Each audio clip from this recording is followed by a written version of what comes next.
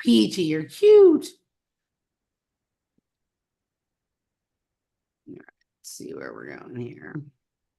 All right, we're live stream is preparing. All right, and 3, 2, 1. I think we are live streaming. Bobby P, man, it's been a long time. I don't know It when. has been, it's been a while. It's been It's a been too while. long. Too long. For those who haven't been following along for as many years as we've been opining endlessly, Robert and I did probably 35 or 40 editions of Matrix MASH together, in addition to many appearances on each other's shows. But I think it's been probably at least a year since we've been on one or the other's shows. So I'm excited to chat with you, and always happy to spend the evening with you, my friend. Robert, welcome back to Strange Mosaic. Nice to have you. Emily, it feels like we've never left one another. We're right back where we were, right back Right, where we started from.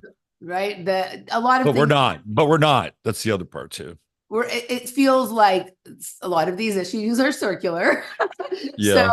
we're kind of looping back on the topics that were the inspiration for some of our beginning narratives.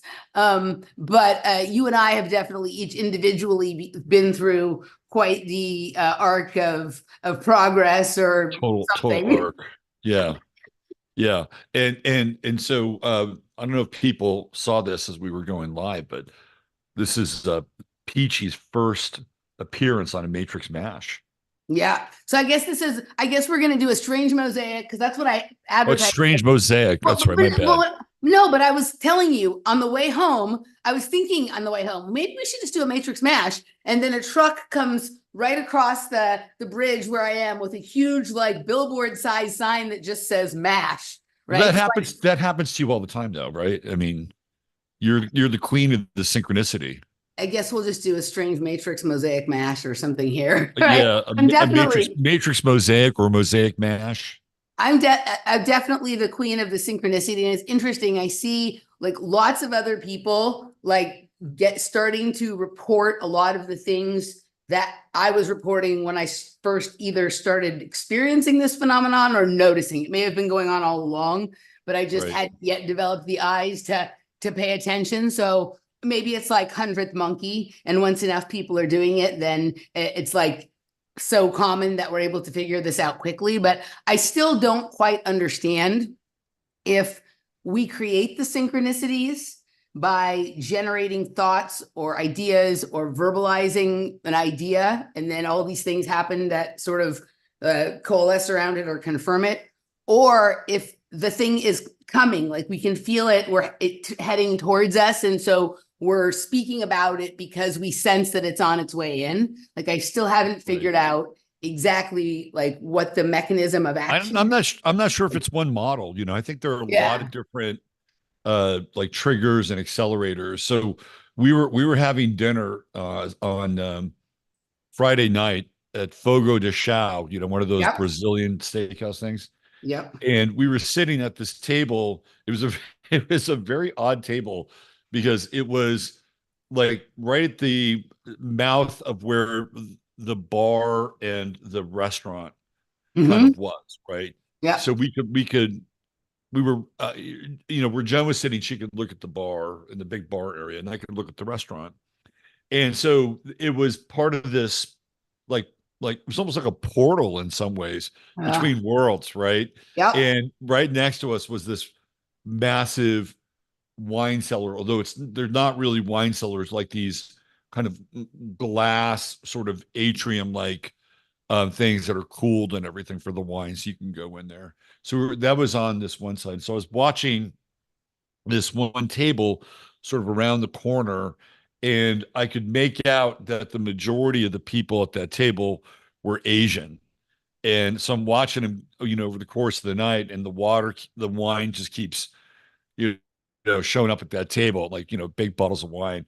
And I looked at it, and I'm looking at Joan. And I said, "Oh yeah, they are partying now, right?" Because I could kind of feel like the vibe at that table was getting fairly loose for a quote unquote like Asian table, right? Yeah.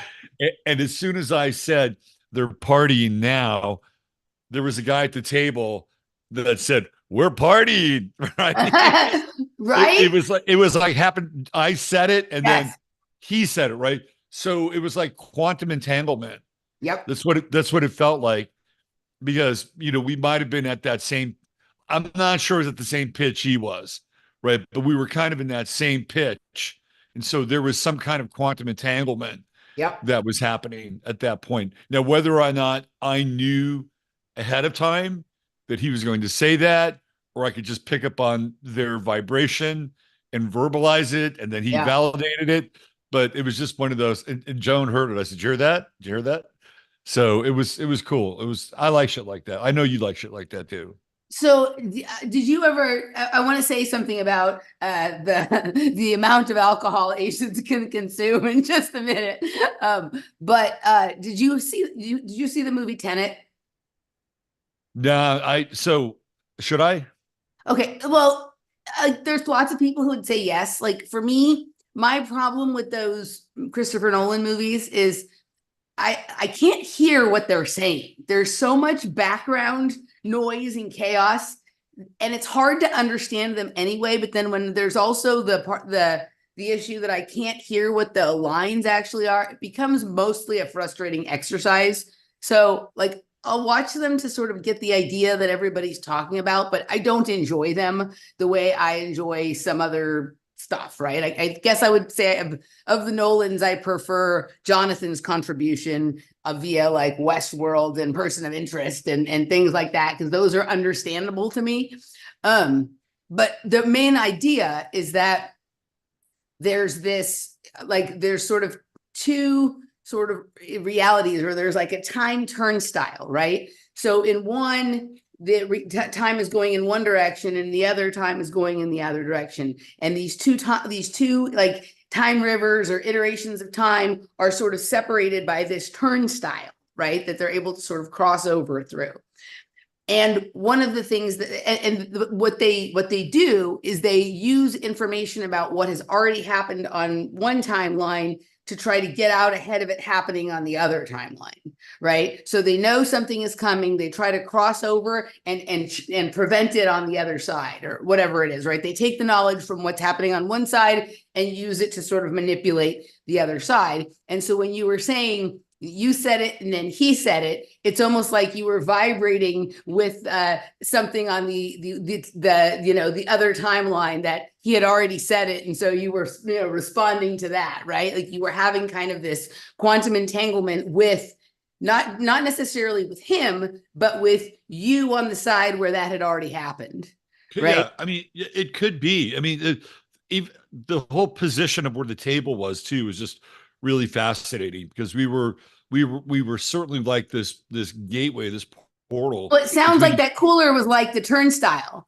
was like Could this. be, it Yeah. could be, yeah. I mean, it was really, and I could kind of see, like, it wasn't like there was a complete wall there as well. Mm-hmm. It was kind of glass, but I couldn't see everybody on the other side of that wall, but I could see him, and his back was turned towards me. So I heard him and saw him after I said what I had said, right? Yeah. And it was so funny, because I was watching this other table, which was in the restaurant, and the help there barely interacted with him. The only time they interacted with him is when they brought a stick of meat by and wanted to Right. slice it. Meanwhile, where we were, like every 4 to 5 minutes, somebody was coming up to us and asking us how we were doing. It was kind of cool. I mean, I wasn't bothered by it, because I think they were being, earnest, and they just wanted to make sure that we were having a good experience. And I was like, "Man, we're doing great. It's fine." But the frequency with which they came up to us was startling compared to Uh-huh. the lack of frequency with these other Uh-huh. tables. Uh-huh. And so, we kind of chalked it up that we were just in the flow of traffic. And so Right. we were there, and we were like the toll booth or something, like we're gonna, but it was a really interesting experience eating at that restaurant. So a lot of people believe that Tenet was based on this book called The Reverse Universe or something like that by William James Sidis, Hmm. right? And that I spent a couple of episodes of the glass bead game. One of the later, one of the sort of different iterations of the glass bead game. This one was, it was an episode with Chris Miner.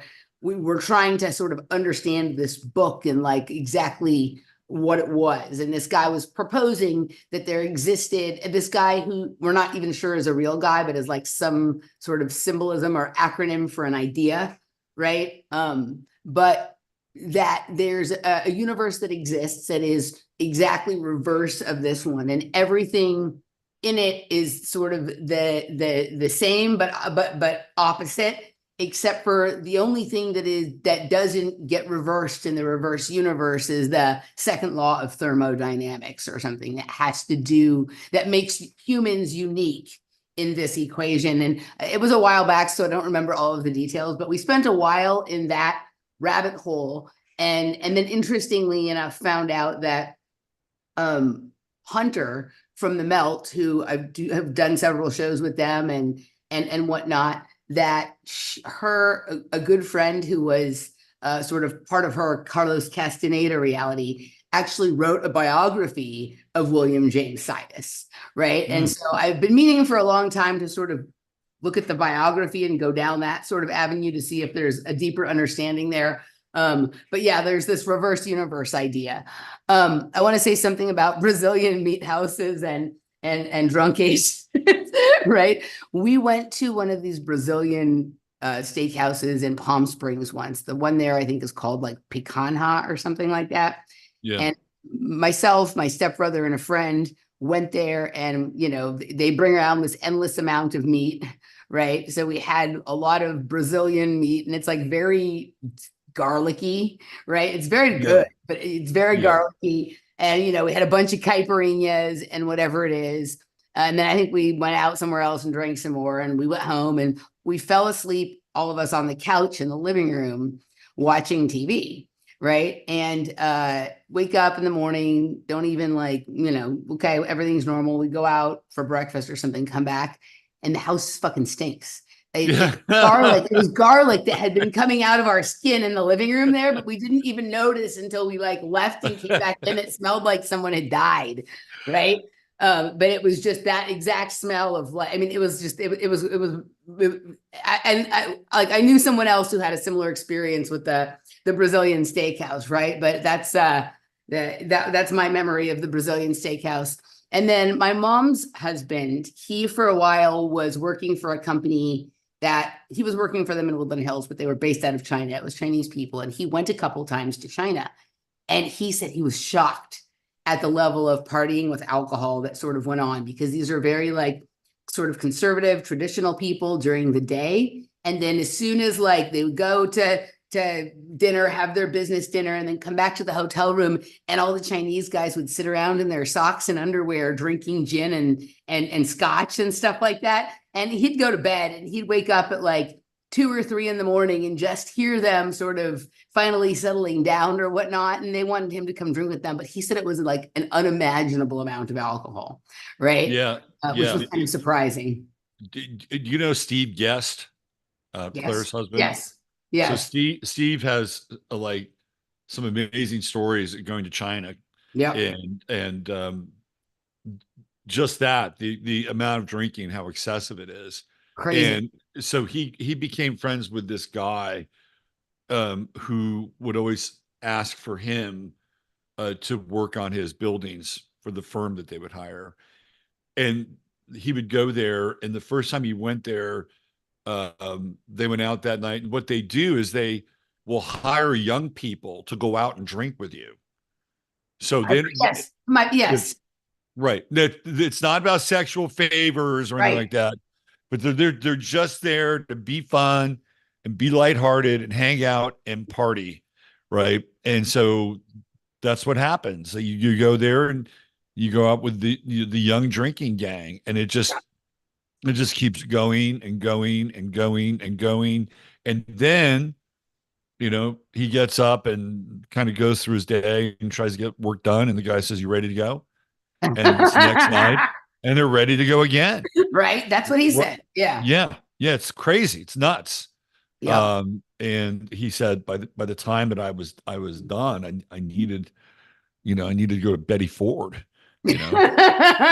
That's basically what Bob said too. Like the only thing more shocking to him than the first night of this going on was that there was a second night and a third night and a fourth night, right?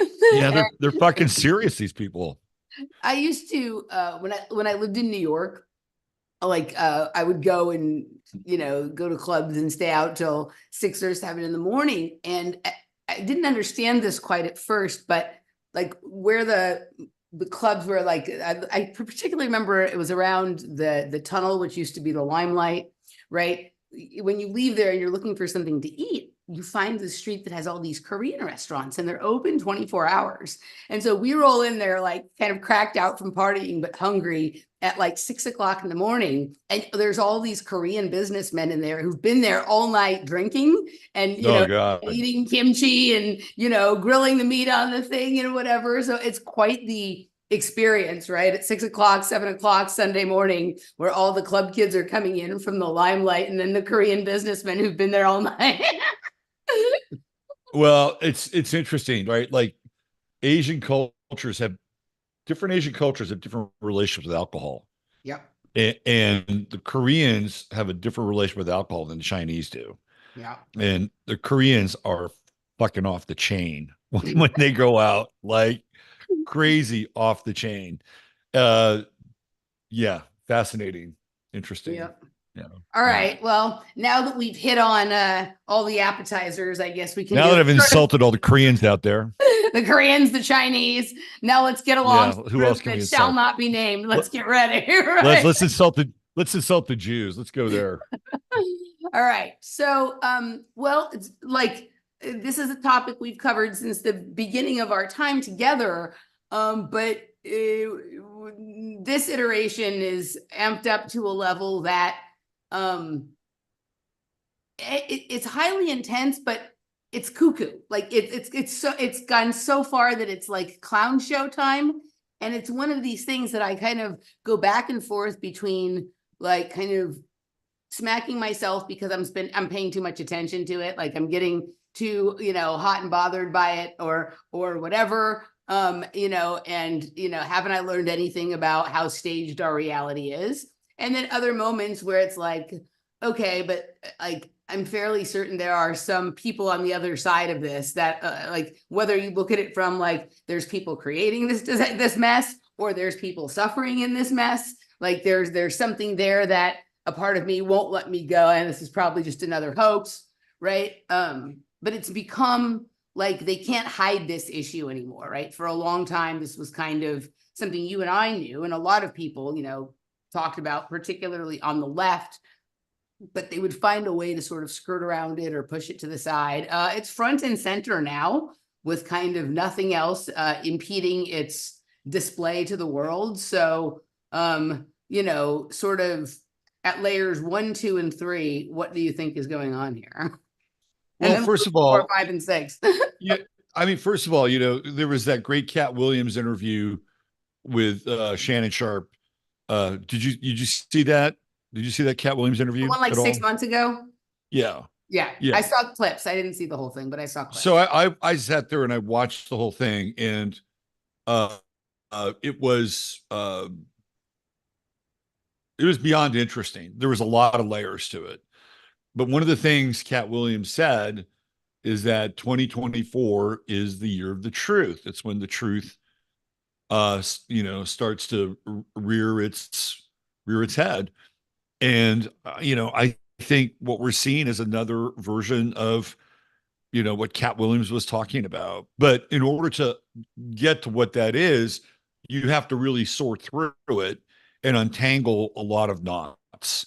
I just personally, I feel, except for the what's going on in Gaza, which I think is horrific, I feel very detached in some ways with the whole thing. Like I'm just sitting here watching. It was different. Like in 2020, when the streets were on fire, and I saw all these statues being torn down and businesses being. I was really fucking pissed. I didn't like it, and then Trump sat there with his thumb up his ass and didn't do anything. No, nobody did anything.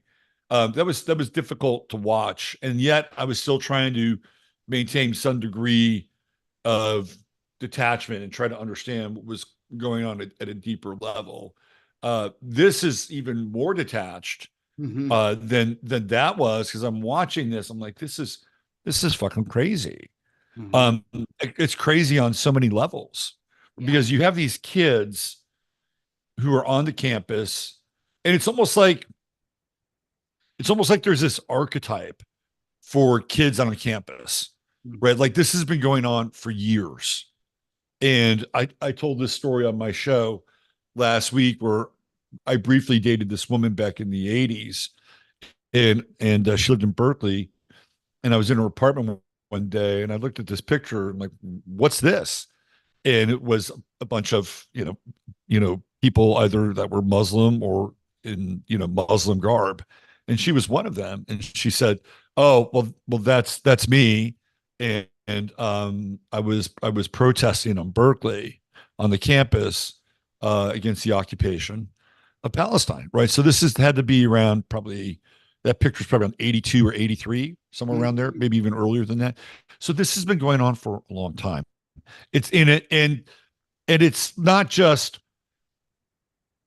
protesting against the occupation of Palestine, but it's what goes on in college campuses in general. They're like these, um, they're these distilleries for political movements, and it's almost like you almost have to kind of go through that. It's like an incubator, and there's this kind of archetypal mold that happens on college campuses. So this is sort of just part of that archetypal mold, right? Mhm. You go back and look at 1968. In 1968, Columbia University was taken over by the students, Mhm.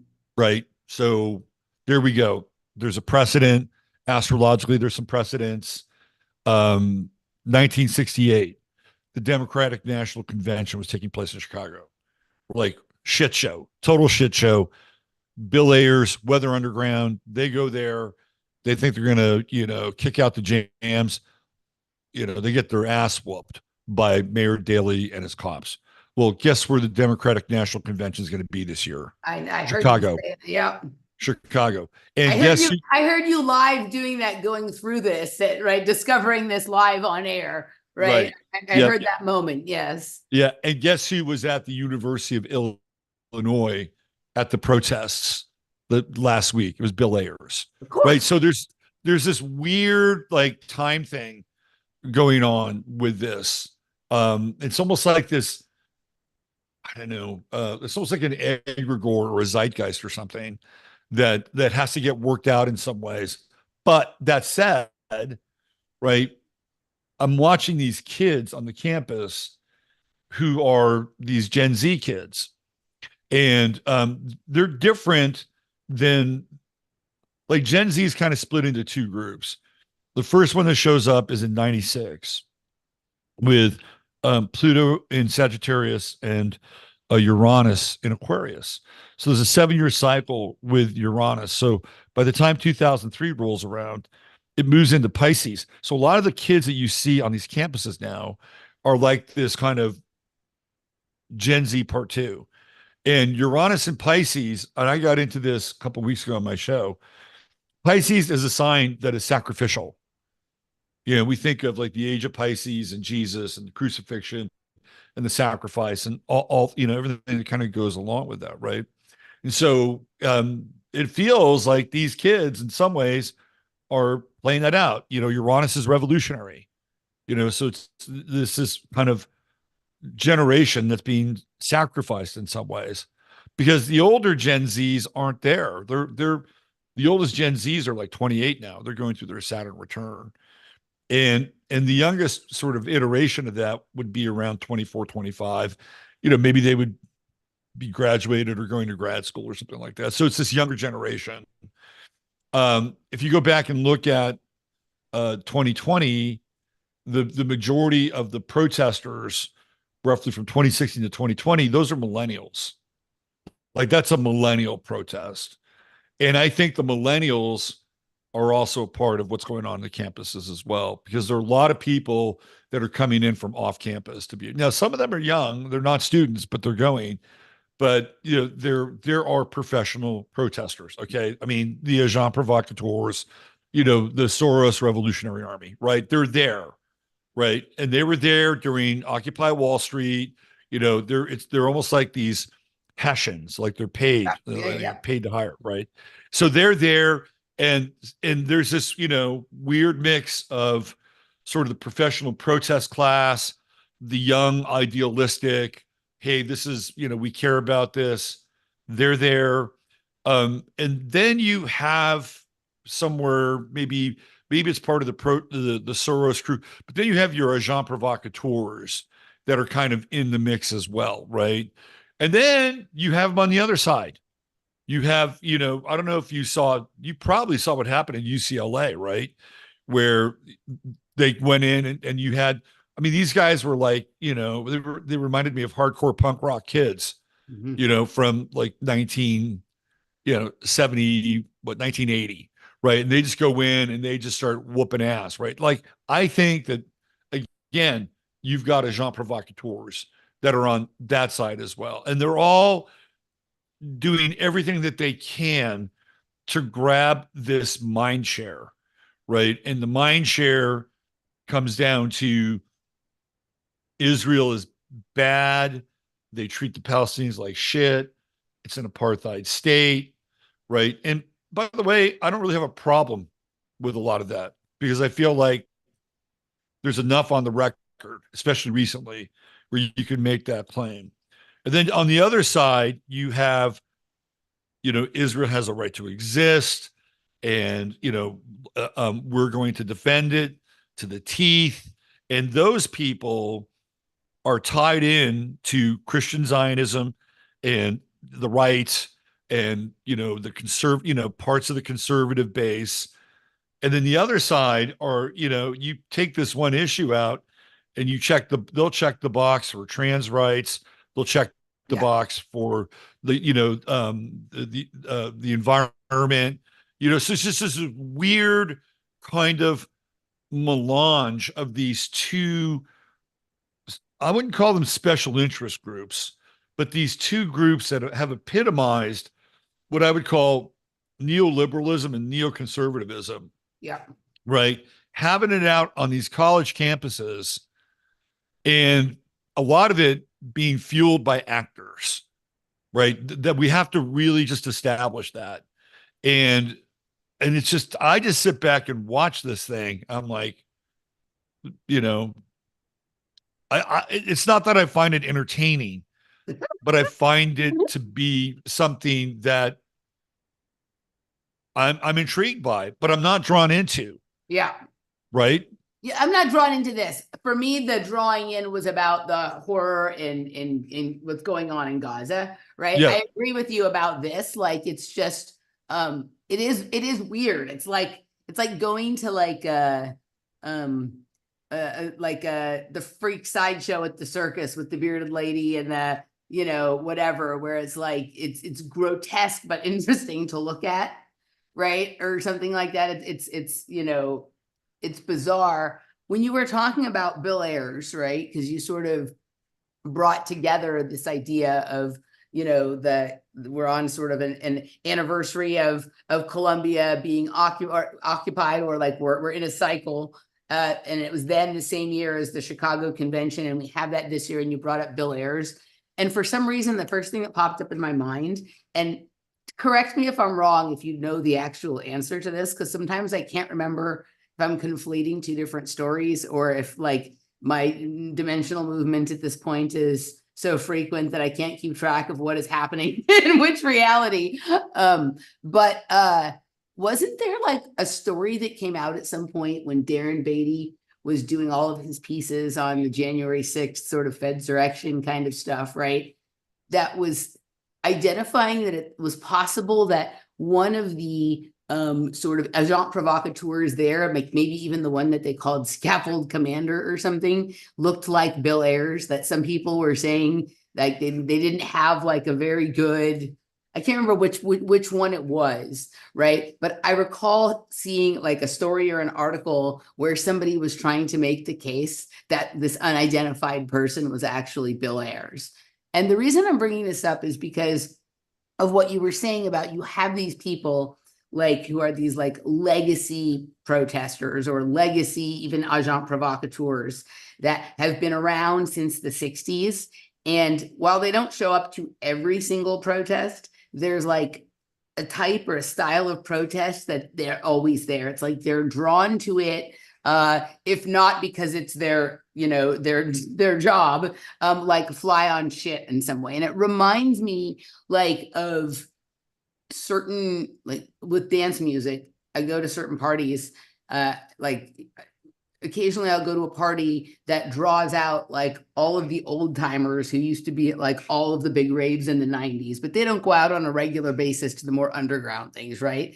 They sort Yeah. of only show up at the thing where like all of those sort of old timers from their heyday where they were like the hot shit on campus So or they like, can be recognized. so they can be recognized Yeah. and whatnot. And so they can pretend that they're still like keeping it real or like, you They're know, still relevant. They're still relevant. right. And it Yeah. almost feels like that with Bill Ayers and Lisa Fithian and all of these kinds of people, right? That like that, you know, sure, like it's possible that they're like, you know, they are professional protesters on one level, maybe they're paid for something else as well.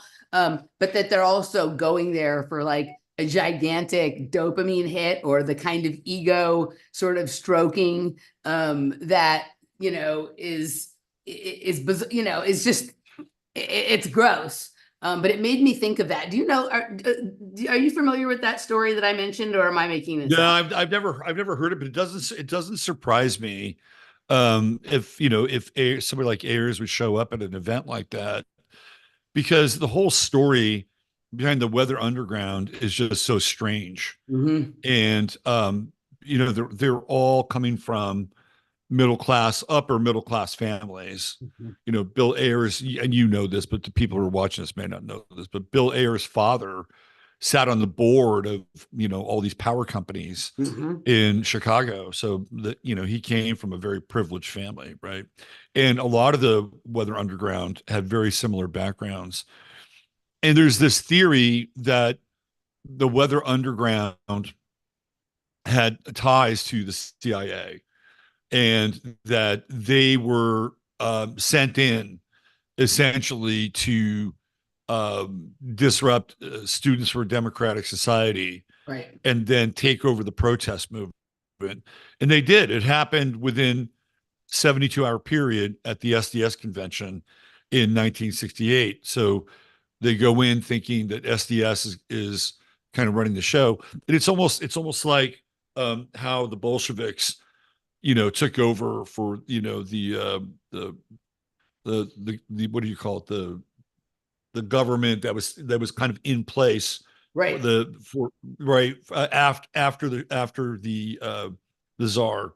It kind of felt like that because when the Bolsheviks said, okay, the common term, I think it's called is common term, or anyway, when they said it was over, it was over. You know, we don't share power, and it kind of felt like that. You know, and then all of a sudden, the Weather Underground is running everything, right? And it almost feels like, but I know the Weather Underground was not an FBI operation, right? The FBI and the CIA were very, they were different. They were not like today. You know, there's a lot of, you know, kind of internecine work, like what's his name, Peter, what's his name, the guy with the without any vowels in his name. He goes for both the FBI and the CIA, works for them Peter both. Strzok. It's Peter Strzok. Right. He said basically, I worked for both the FBI and the CIA, but back then that didn't happen. And Larry Grathwold, who I was was in, just gonna bring him up. Yeah. yeah, so he was with the FBI. He had infiltrated the Weather Underground, Right. and it was through Larry Grathwold that they actually knew kind of where their whereabouts were, and they made so when the Weather Underground literally went underground and started to do all these like, you know, pipe bombs and stuff like that. Um, the FBI would make their life a living hell Mhm. right? So they would always have to go on the run, on the run, on the run, on the run. And eventually they turned themselves in.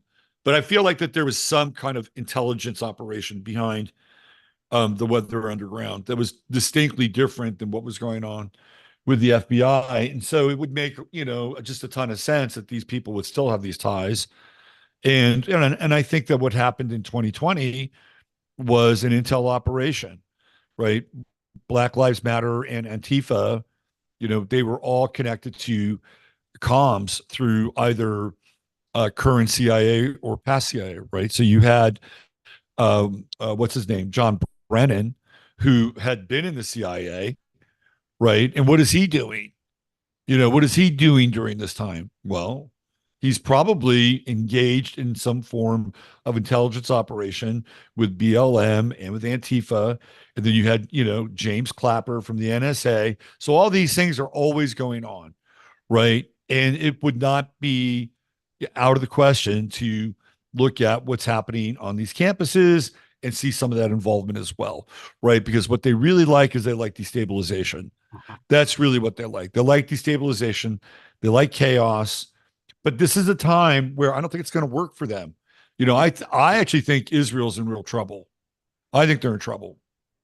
So real quick, and then I want to get to talking about Israel's in trouble and why and sort of some of the what's underneath that.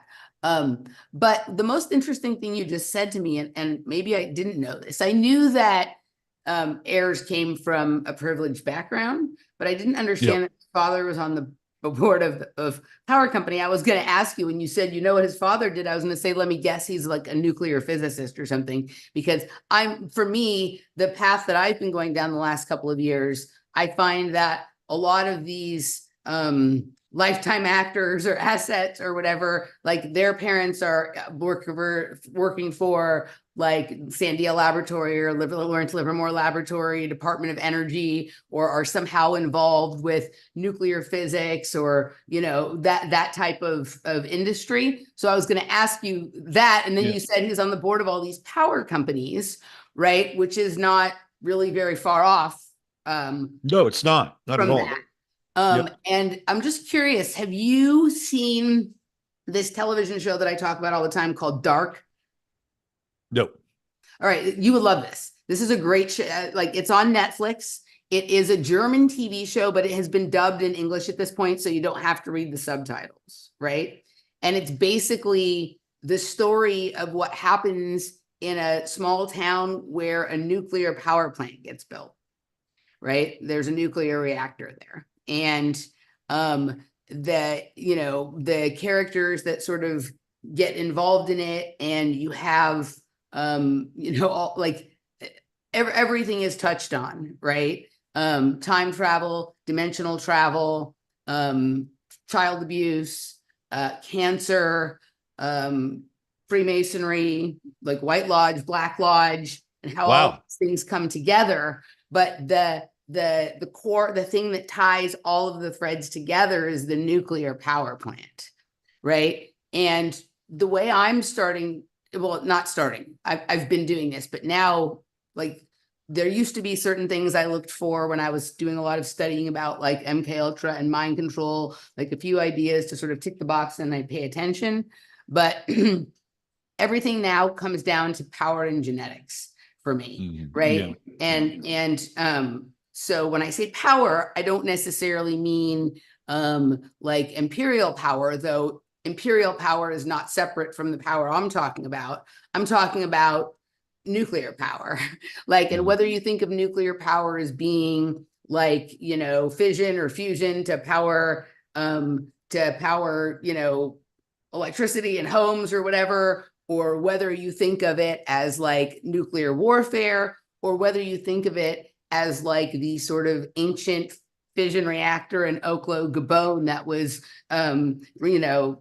basically active for more than 2 billion years and Yeah. right, Yeah. left like deposits of all kinds of interesting things in the ground as evidence that that was going on there.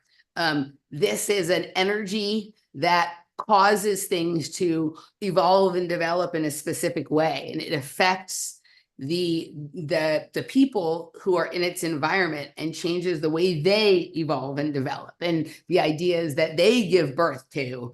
And then that sort of leads to a new layer of this sort of energy advancement and whatnot. And I find that wherever there is an active plant that is either experimenting with particle acceleration, fission or fusion reaction, or a few other types of technologies, you find these weird other things going on. You find people having abnormal experiences. You find clusters of illnesses, and you find odd characters like Charles Manson or Bill Ayers that are kind of like, they come in and they manipulate the minds of the youth and they get them to do tasks for them. And if you perceive reality in this sort of three-dimensional linear fashion that we're trained to look at it, it looks like they're doing one kind of deviant thing. But if you start to understand that at some of these locations, there's like a thinning of the veil between multiple realities, you start to realize that like, oh, this is like possibly like a trafficking of people and ideas and other things maybe too, like across dimensions. And it's always around these sort of power plants or sort of these kinds of installations or phenomena. So when you said his dad was on the board of all these power plants, and when they went underground and started doing all of these things with bombs and explosives, like I'm at the point where I now believe we live in this sort of reality that is like delicately protected by some type of membrane. And anytime there's a highly charged like event, like anything exploding, right, or other kinds of sort of energy signature type of things as well, it creates like an opening that it's like a fissure in the space-time continuum and allows for different kinds of arrangements of reality to sort of take place. I didn't expect you to say that his dad was on the board of all the power plants, but now that you've said it, like I'm going to have to look at him from another angle in the same way I've looked at like Charles Manson and some of these other people that was all in the same time period. That was not a different time, right? Different. No, they were all swimming in the same pool during that time. Yeah. Yeah. Right. So yeah. So okay. So let's move to the state of Israel. Why do you think like has your position on like what Israel is or what's going on there changed at all? And then why do you think it's in trouble? Well, so I was on my show the other day and I was just riffing about this in my head. And I thought to myself, well, first of all, if you go back historically and look at like when the Romans theoretically destroyed the temple, right? And then that's the beginning of what the diaspora, and you have all the different tribes scattering to the winds again theoretically. That means that that nobody's theoretically really there. Like who's there in Israel and Jerusalem? And there's no Tel Aviv, and what else is there besides Jerusalem, right? So the Muslims show up, and that's where they build Al-Aqsa, right? It's there. It's in the city walls of Jerusalem. So the Muslims kind of take over for a while, and then you have the three Crusades, and then on the third Crusade, Richard the Lionhearted defeats Saladin, but they become friends, and they the Christians, not the Catholics. Well, I guess they're Catholics, so that the reform hasn't happened yet, but they are now back in possession of Jerusalem. And then it kind of just goes dark for a while, right? For a long time. There's no real historical, like, people aren't like going there on pilgrimages. It's just kind of hanging out there. And the place that people really want to go is not Jerusalem, but Cairo. Mm-hmm. And you have Napoleon going to Cairo. Well, if Jerusalem was so important, why didn't Napoleon go to Jerusalem? Mm-hmm. Right? He goes to Cairo. the Germans and the Third Reich. You would think that if the Germans wanted to make a huge statement, they would go to Jerusalem and it would be easy pickings, right? And say, okay, we're gonna plant the swastika flag here. This place is ours now. But they didn't do that. Where did they go? They went to Egypt, Mhm. right? They were going to Egypt too. They were so Napoleon and Hitler, who of course have been, compared to one another, completely ignore Jerusalem and they spend their time in Cairo because they're looking for things. They're looking for whatever technology, art, Mhm. gold, Yep. right? The secrets Yep. of the universe. And I just thought to myself, this is really fascinating. If this was such a big deal, Yeah. especially for the Germans, why didn't they just go to Jerusalem and just say, fuck it, we're going to lay waste to this or we're going to claim it as ours? And then when you look at Theodore Herzl in the Zionist Congress, like Jerusalem was one of a couple of options for them. Uh-huh. It wasn't like, well, we have to go to Jerusalem. They thought about part of the Sinai Peninsula. They thought about Kenya. Mhm. Kenya was on their right of return list. Um, they had seriously considered Argentina, and so much to the point that there was a community of about 3,500 people that had Well, that gone to sounds Argentina. familiar. That sounds like something else. Right, right. So they stayed there until Israel, was quote unquote founded, and then the majority of them left. And I think there's about 150 people. And I think even at a certain point that they weren't completely like sold on the idea of Jerusalem and Israel. There was talk of them even settling in Arizona because Arizona did not become a state until quite late, Uh-huh. right? It was this unincorporated territory. So that was even on the table. And so I'm thinking about all of this. I'm like, well, why is this place so special to them? Because there are all these other options which they had thought about. Clearly, it was of no interest to Napoleon or Hitler. Mhm. So what's really going on here? And it feels to me there's a couple things. Number one, it feels, yeah, I know it feels old and everything, but it also feels temporary. Like it feels temporary. Like I think that there's a good chance that they could lay this place to waste. Mhm. That's number one. And then this is something that you would find interesting. I had never heard this term before. You probably have, but I'd never heard it before. And then once I heard it, now I hear it everywhere, right? And the name is name stealer. Do you know this term? No, no. Okay. So name stealer applies to Jews who change their names. Now, it supposedly goes back to the Khazarian Empire and that there would be people who would make that trek and they'd come back and they wouldn't make it back. So the idea is that there would be people inside of the Khazarian tribe who would take their name Okay. and steal their name.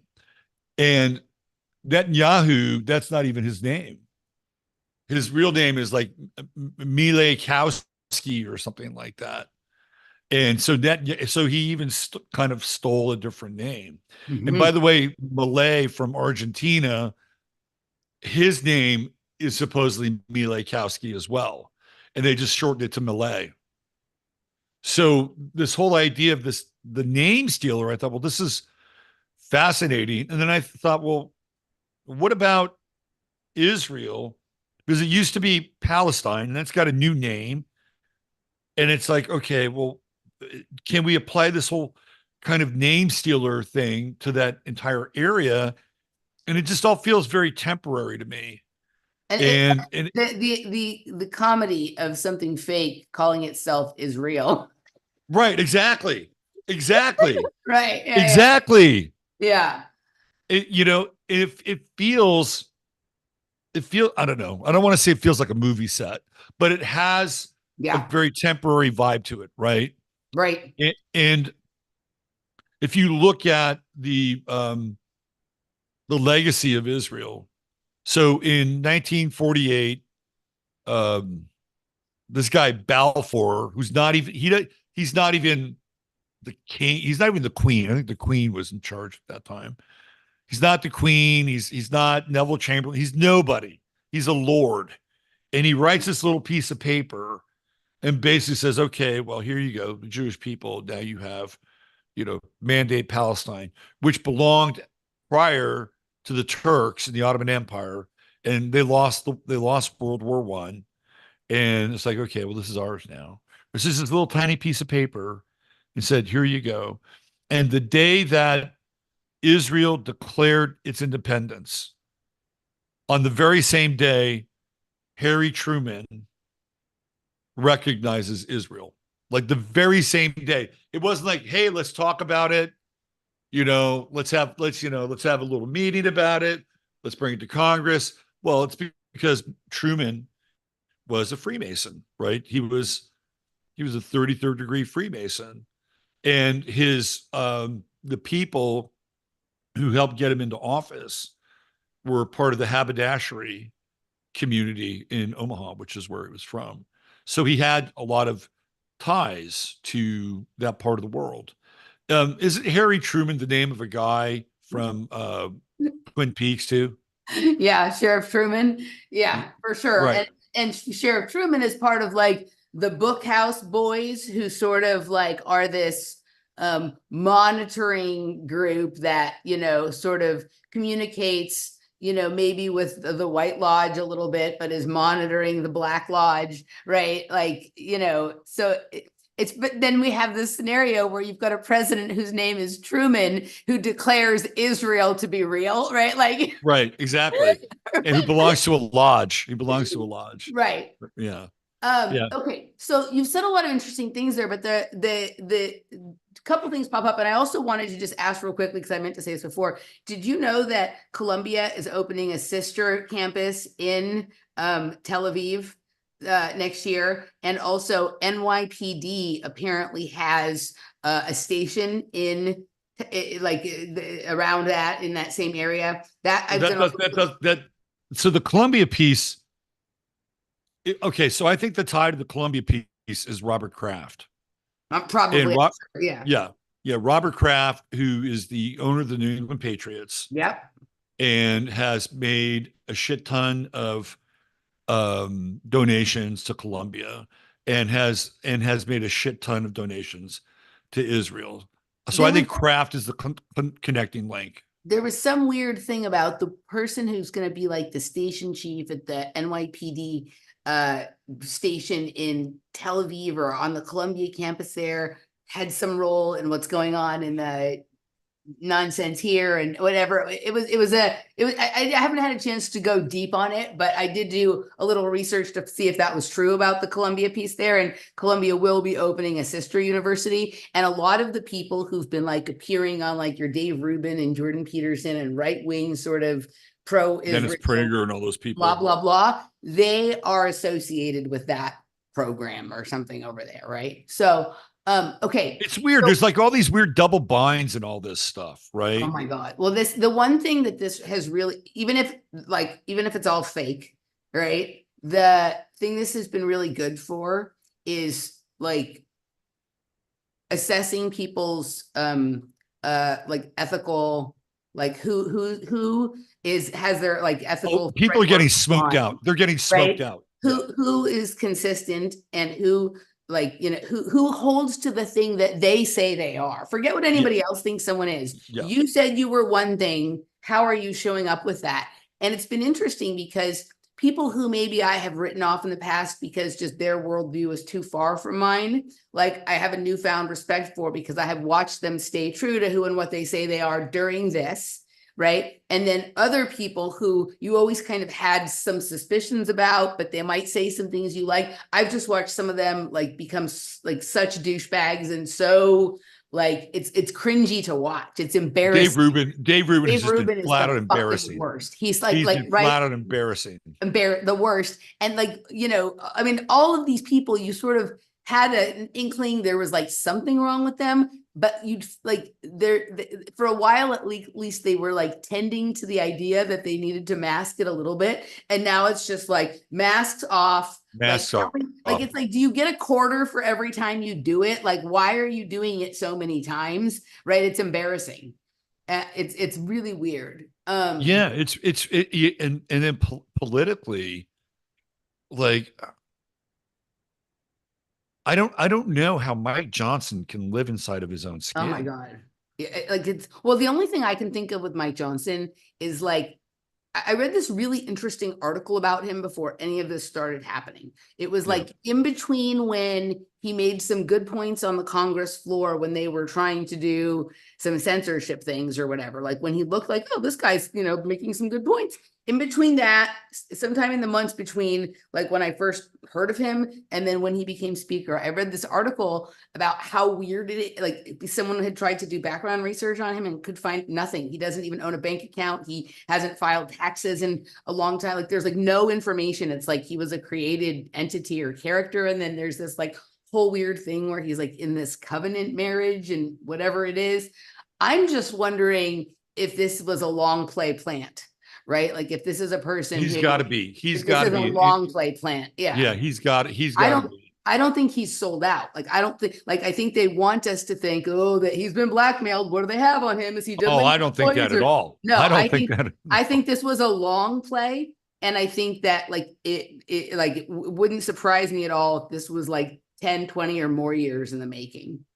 And So that he's if lining you himself up to be like the if the president gets removed and the vice president gets removed, and then you've got this absolute Trojan horse to bring in this weird combination of like Christian Reich and like this weird whatever Democrats are now pro-war and give all the money away. he's also woke though too. That's Both, yeah, it's very the other weird. thing. Yeah, yeah. Yeah, and so It's like the combination around the protest. It's like this blob of three he different is things. he is yeah Yeah.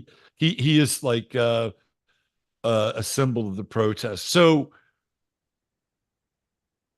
he went to Israel with Jim Jordan. Right. And so there's pictures of them hanging out, Mhm. their wives, doing the Israel thing, right? And I looked at those pictures, and in retrospect, the whole Jim Jordan thing as speaker was a ruse. Mhm. It was all about Mike Johnson all along, Mhm. because how many times did they have Jim Jordan like have the vote, Yep. and just fail, and then what does he do? Well, okay, well, let's nominate Mike Johnson. Yeah. Like that wasn't just some name they pulled out of a Jim hat. Jordan is like the Trey Gowdy of this quadrennium or whatever it is, Yeah, yeah, right? yeah.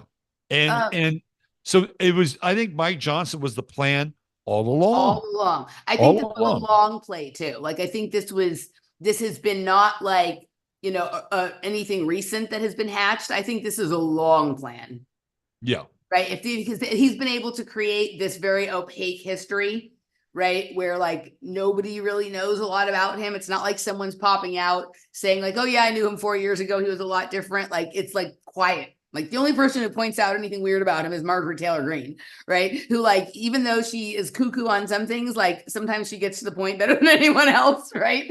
Like, right. No, she yeah.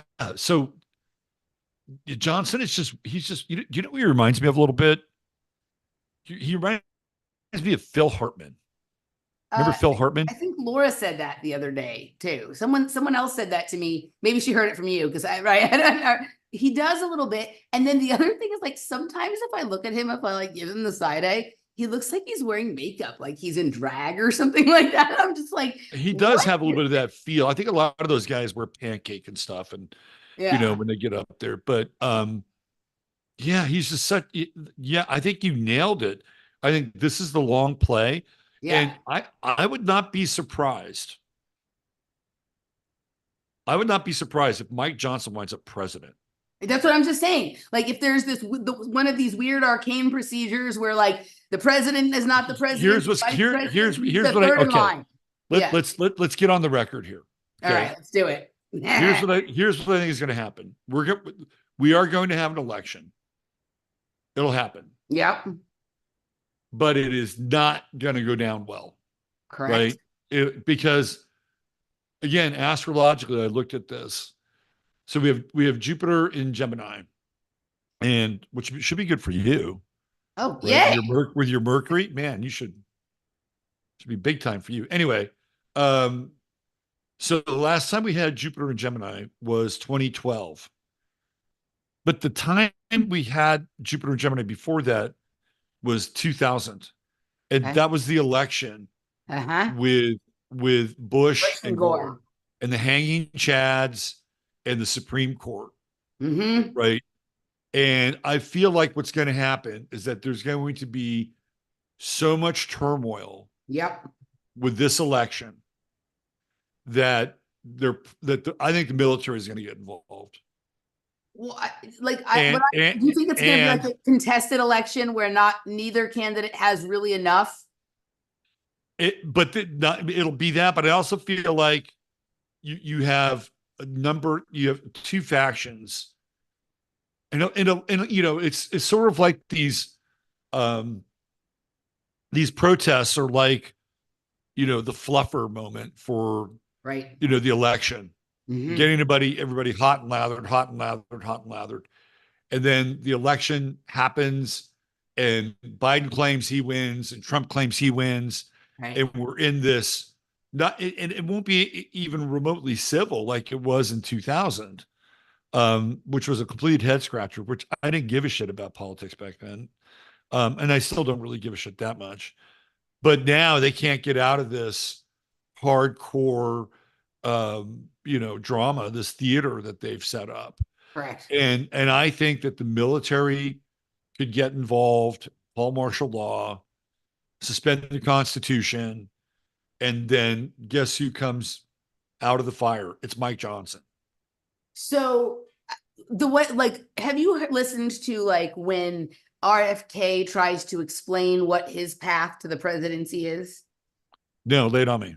Okay, so his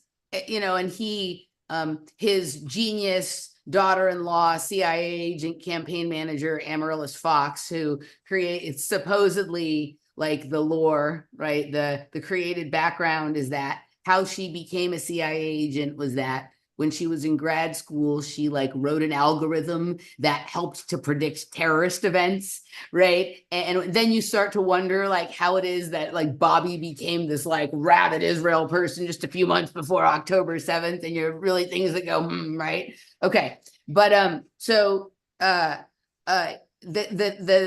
the idea that they're employing is that he has enough of a following, right? He will get enough votes that neither Trump nor Biden will have enough to outright win. So it will become contested, and it will have to be, like, negotiated in the Congress and the House of Representatives or whatever it is, and that there will have to be some compromising made. So, like, I think what he's been really aiming to be is everybody's sort of second choice. Like, he has enough people that he's their first choice to disrupt, right? But then if he's sort of the second choice, and if he he's one of these people that has, like, some policies that appeal to the right and some policies that appeal to the left, and the most important policy appeals to the blob, right? So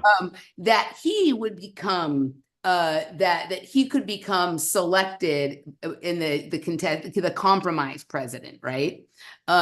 So there's people out there already willing to accept this idea, but I could completely see, like, the old switcheroo where the people who are accepting of this idea are thinking, okay, I would accept this idea with RFK, right? Not necessarily thinking that that idea will be foisted on them, but because Mike Johnson is speaker, he could be sort of substituted in as that person. And I agree with you that that would be probably the more likely outcome if we get to that point. Well, because he's next in, well, theoretically, Harris is next in line. But if this thing happens and there and Trump and Biden kind of invalidate one another, right? And there is chaos Yep. in the streets, Harris doesn't count, right? Because she is still in the She process. only counts if Biden wins and either steps down That's right. or gets impeached. That's but if right. Biden doesn't clearly win, I think what happens is she's the Congress neutralized. can pick a president. Yeah. That's right. And yeah. so we could be looking at President Mike Johnson. Yeah, like that. This is the thing that, like, as I've been watching him, like, when I say watching him, it's more like picking up on like energy and body language and paying attention to this sort of long play that I recognized when I realized he didn't have a history that made any sense at all. And right. And just, you know, nobody that brashly does a 180 on all their positions in 6 weeks if this is a new idea, right? Like that's not what happens. Right. So okay, I want to go back before you go there. Just remember, who did they send to Columbia to talk to the masses? I know, right? Yeah, right. And that storm. Think about remember how all these campuses wouldn't let Ben Shapiro or Milo Yiannopoulos speak, right? But he was ushered right in and allowed to speak. Yeah, it wasn't Biden. It wasn't Harris. Right. It wasn't a former Columbia alum like Barack Obama. Right. Right. It wasn't any of those people. It was him. It was Mike Johnson. But remember, but my point is that people who are as, quote, far right as he has historically been have been shouted down on campus.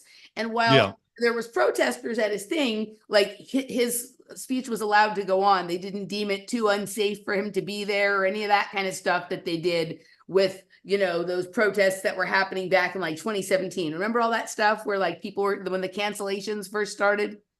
Yeah, sure.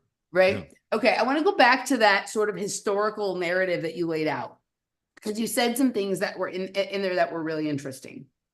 So, I too, one of the things I have done since October 7th is like spend more time understanding the history of all of this. I've listened to some very good, you know, videos and podcasts and documentaries. And some of it was just getting a little bit more of background details on events that I was already aware of and familiar with. And there were some things that I didn't know at all, right? Like, and so that's been kind of interesting. But what you said about it wasn't always going to be Jerusalem, right? Like that there was sort of a slate of options. And at a time period just before that, no one really seemed to be interested in Jerusalem. Everybody was obsessed with Egypt, right? Yep. And that there was quite a fascination with it. And we know that these people, and certainly Hitler, it's well known, are very into the occult and esoterics and all of that kind of stuff.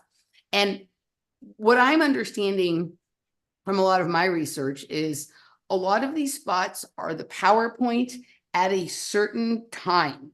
And then that time passes, and then there's like another activated spot, right? So it's entirely possible that at that period of time, Egypt was either thought to be the activated spot or known to be the activated spot. And that for a later period of time, they have their eyes on these few places that they think may be the next one, right? They may have been surveying them to see or whatnot, or, and I don't know if you ever watched Fringe, right? But when they were a few episodes, when they were trying to put back together this sort of machine that was like some sort of representation of like an Ark of a Covenant kind of thing, they had to go to different locations in the world at different times for the part that was placed there to be unearthed, right?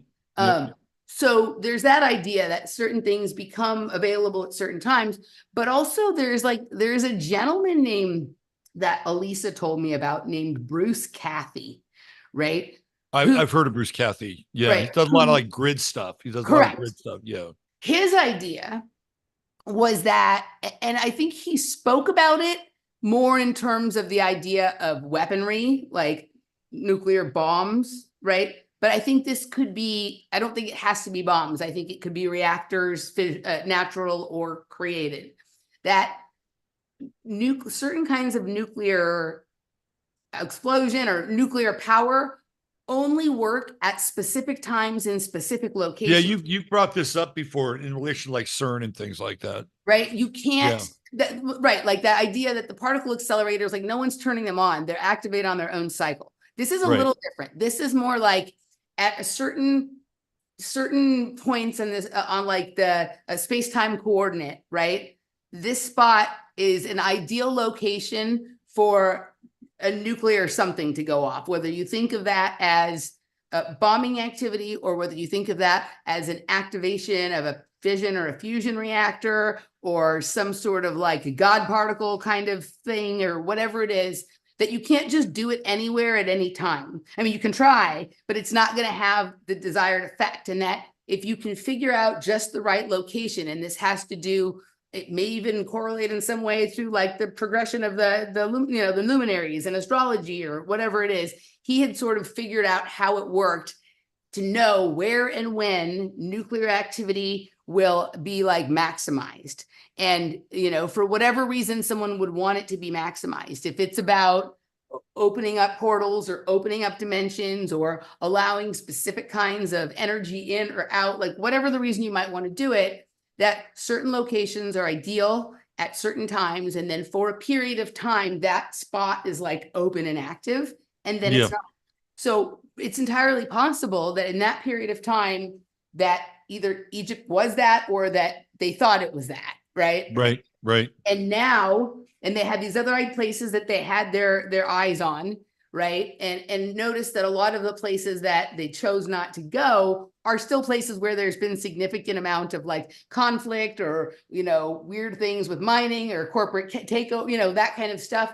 But it feels to me like everything is heading towards a point where there will be some kind of nuclear activity at specific locations in the Middle East, and whether that is Palestine, right, or whether that is Iran or something like that, that they're trying to create a scenario to increase the likelihood of a nuclear opening at a specific time, because there's something more exotic, more esoteric that they're trying to capture. And there's nothing that they won't, there's no cost that is too great for that. There's no amount of lives that they care about risking or harming or whatever it is to sort of capture that moment where they can go beyond, right? Well, I to your point, I think that it very well could happen to Israel.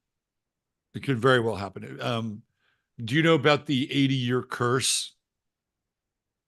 I feel like I've By any heard chance? that term before, but I explain. Okay, so E. Michael Jones brought this up. It was the first time I heard it. I heard it about a month ago. Okay. And E. Michael Jones got this from Ehud Barak and some other Israeli slash Jewish leaders. And supposedly there's never been anything longer than an 80-year reign Mm-hmm. of Jewish rule and power, right? Like a state. And they even included the Soviet Union, which was, basically, run over by the Bolsheviks, which are primarily Jewish, and they even include that. So the Soviet Union doesn't make it to 80, right? And so according to E. Michael Jones, like they're freaked out about it. Like they are freaked out over this 80-year thing. And Mm-hmm. Ehud Barak would talk about it again and again and again. So we're coming up on the 80th anniversary of Israel. Uh-huh. And Yep. and so and I can see this based on what E. Michael Jones is saying. And I'm gonna bring something else into this that you'll probably relate to at a different level. But they're losing their minds there, Losing their right? mind. They're totally losing their minds. And they believe that if they can just,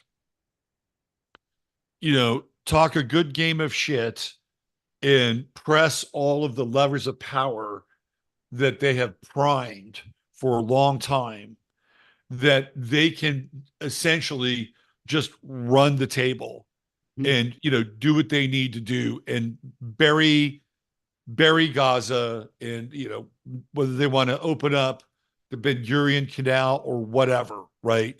Like, they are just convinced that they're going to be able to do it, and they're going to use everything in their toolkit to make sure that that is going to happen. But as they're doing this, they're losing their minds, right? They're going crazy. And I don't know if you've ever heard these stories about people that go and visit Jerusalem and they lose their minds. Have you heard about this? You mean lose their minds like they go crazy, or lose their minds like they go there normal people and they come back rabid Zionists? No, the former. It's the Okay. former. Like, they go there, they want to go visit the holy sites, and then a lot of them just like lose their shit, and some of it is like Jesus related, and it's kind of zealous. Some of them will wind up, they'll find them, walking around the streets of Jerusalem nude and, Yep. spouting stuff like this is not infrequent. Like, this happens. So to your point Yep. about This is this the kind this of, is the nuclear environment. This is the right, nuclear environment. Yep. right. And so now you're seeing an entire nation sort of lose their minds. Yep. And you put that up against this 80-year quote unquote curse. Like, when does that curse become a self-fulfilling prophecy? Well, I'm almost wondering if this is like a pattern that's been employed sort of from the beginning of the awareness of how this grid works, is that this wandering tribe, you send them to the place that you want to sort of clear out, or that you think that this may be happening to create all sort of manner of chaos, because that chaos creates a smoke screen for what you really want to do. So because I don't think that this is Israel or the Jews are alone in this. Like, they're part of some power blob that has a few different components, and they sort of play their role, right? Did you watch ever The Man in the High Castle? I only saw the first couple episodes. It gets into a lot of these same type of topics as well, right? But like, I just wonder if it's sort of, if we have some sort of conglomerate, 2 or 3 different factions or groups of people, and maybe there's an ethnic or genetic sort of component to the factioning, right? And that, one has a tendency for one type of action or ability or whatever it is, and whether it's all agreed upon or whether there's 1 or 2 groups, factions manipulating the other faction, like, I almost wonder if, this is sort of like the wrecking crew that is sort of sent in, and the sort of way that you lure them into being that for you is them to allow them to be very successful and to believe that they are the chosen people, and for a period of time are able to sort of wield wealth and power in a way that feels titillating to them. But ultimately, you've sent them in to clear out the area that you want to go in and exploit, because there is something there that at the time that it's activated, you want to yourself, and you want sort of no one else around, and that they sort of serve that role, because it does seem like, oftentimes where they go, chaos follows. Well, it's really interesting you bring that up, because if you go back and look at Germany, Yep. and so you had a group of aristocratic German Jews, right? And they were, they ran like the shops and all the stores that the Germans shopped at, right? And those people did not want to go to Israel. They were not into it, right? They were Right. like, no, we like it here. We're doing pretty well here. Um, but then you have this other group, which is separate from them, and they come basically from Poland, Yep. and they move into Germany just as the war is starting to crank up. Correct. And these are the people that wind up going to the camps, Right. right? And so, so this is a story that E. Michael Jones relays. So when they get there, both men and women, like these people were living in what they call shuttles, right? Like really, like Yeah. on the land, like not very impoverished, right? So they go there and they're covered in lice, right? And but they've been living with lice for so long that it's just like a part of who they are, Hmm. So the Germans see this and they're like, well, we can't have you with lice, right? So they separate the men from the women, Right. and then they bring them into the showers, Right. right? And they have to strip them, and so they've never they're not into being naked. And so what they had is they had Zyklon B, which was a delousing Right. chemical. It wasn't a nerve gas that was there to kill them. It was there to delouse them, right? So this is what happens. And this group is what makes up the population for the most part of these camps. And then what happens, to your point, chaos follows, Chaos right? follows. Chaos ensues. The other thing is we all are familiar with this separating the men, the women and the children from the men, right? Right. And Yeah. then for people who've done like a little looking into it, like one of the things that was very that Mengele was supposedly really interested was examining the eyes of some of these specifically people, and he was particularly interested in uh, women and children that had central heterochromia. And central heterochromia is so regular heterochromia is two different colored eyes, like when you have the husky with the blue eye and the brown eye. Central heterochromia is multiple colors within one eye. So you'll have like a green or a blue eye, and there'll be like a hazel splash around the pupil, maybe, a few little spots of like gold or something like that, right?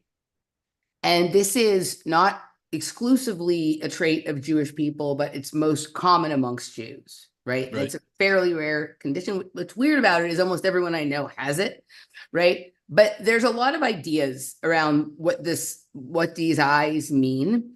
But I've learned some things about cryptochromes in the eyes, which is like, I guess it would be like a color deposit in the eye that sort of decodes light differently, right? Also, that there can be like strange lipids in certain people's eyes that are correlated with the condition that they refer to as schizophrenia that I have some other ideas about, right? And they're unclear. It's unclear from the published research whether the lipids predict schizophrenia or that that schizophrenia creates this scenario, right? Like Right. whether Yeah. the lipids cause it or the schizophrenia caused the lipids.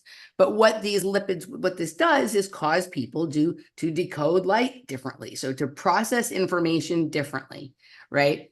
So he was very, very interested in these eyes. Now, when you watch science fiction, television shows or movies, whenever they're about to go through the portal to the other dimension, they always zoom in on the eye, right? And if you look at those pictures, they also look like CERN head on. It looks exactly like an eye, right? It looks exactly like an eye with heterochromia. So there's part of me that really wonders if people with these kinds of eyes are either particularly suited for dimensional movement in these areas that are activated or about to be activated or about to come open. So you want to sort of test that with them, or whether they're able to decode light differently and information differently, and they can see some stuff there that other people can't see. Energetics, maybe it's the frequency of another dimension that is sort of there, but at a different vibration, that they can perceive that. And so you're telling them they're sick, but you're listening to what they say, right? And you're kind of keeping track of like mapping out sort of the hyperspace dimensions of these areas that you're interested in. And so there's that, because that was going on with this same separation, right? And so if it happens that there's a group of people that can go in and bring a certain level of chaos, but also within that group, there's people that you can use almost like dowsing rods to detect whether you're over the jackpot or not, right? Right. Yeah. Then there's all kinds of things that are going on. And I think that the whole deal with like genetics and in some cases eugenics or whatever, is that different people with their familial line or their ethnic heritage or whatever have a different collection of things going inside of their body I that agree. responds and reacts to different environments differently. So Yep. you and I probably couldn't be more different genetically, right? And if I go stand in the Temple of Solomon, like I may have some like highly energized experience, and you may be like, it's nice, but it's a nothing burger, right? Yep. And so, but if I were to go to somewhere in Western Europe, which is where your people come from, I might be like, oh, aren't the houses cute? The cabinets are nice. It's so clean and lovely. And you may be like, I see the gnomes and the little people or whatever the fuck it is, right? Like Right. Yeah.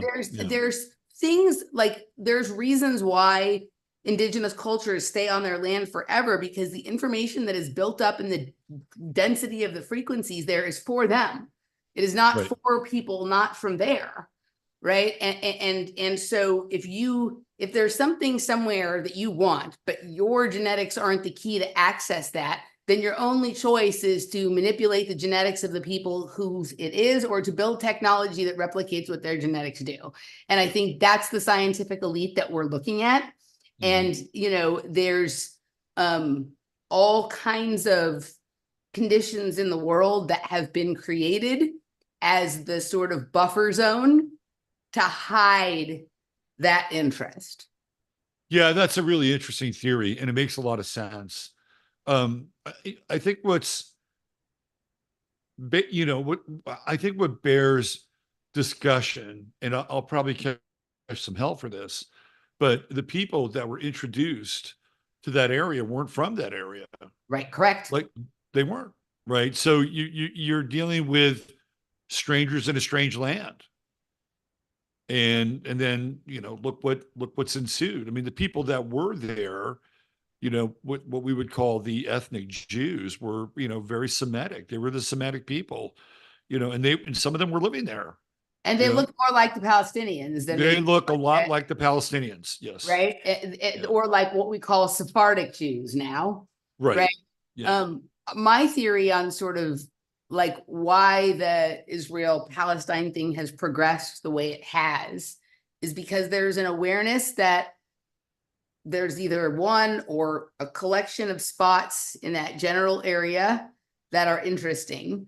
And the reason that they like have gathered all these Palestinians there and won't let them leave, but won't let, right, is that they're also studying that they like their genetics are the activation key, maybe for that portal across all times. Maybe there comes a time where there's an opening that if you can hit it with some sort of nuclear power, whether it be a weapon or whether there's a natural thing that's going to happen or whatever, that there's an opening that is more that other people would be able to access, or maybe it's not, maybe only they can access it, but they've figured out from observation, because you've basically been holding them in an open air prison for 80 years now, as you say, that you've done enough sort of observation or understanding, and now you have a whole bunch of genetic samples to work with because you're cleaning up the rubble of the chaos that you've created, that you can create a technology or some sort of synthetic way of replicating the magical key that they hold to their kingdom,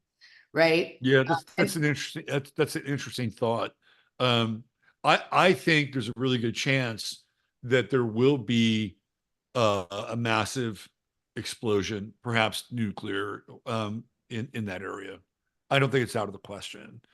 And there's a couple reasons for that. Number one, this again, I just keep coming back to this 80-year curse, which if you're in an environment where people are losing their minds, I think anything is possible, Hmm. right? Anything is like, you could have Netanyahu sitting down and basically saying, hey, look, why don't we nuke this place?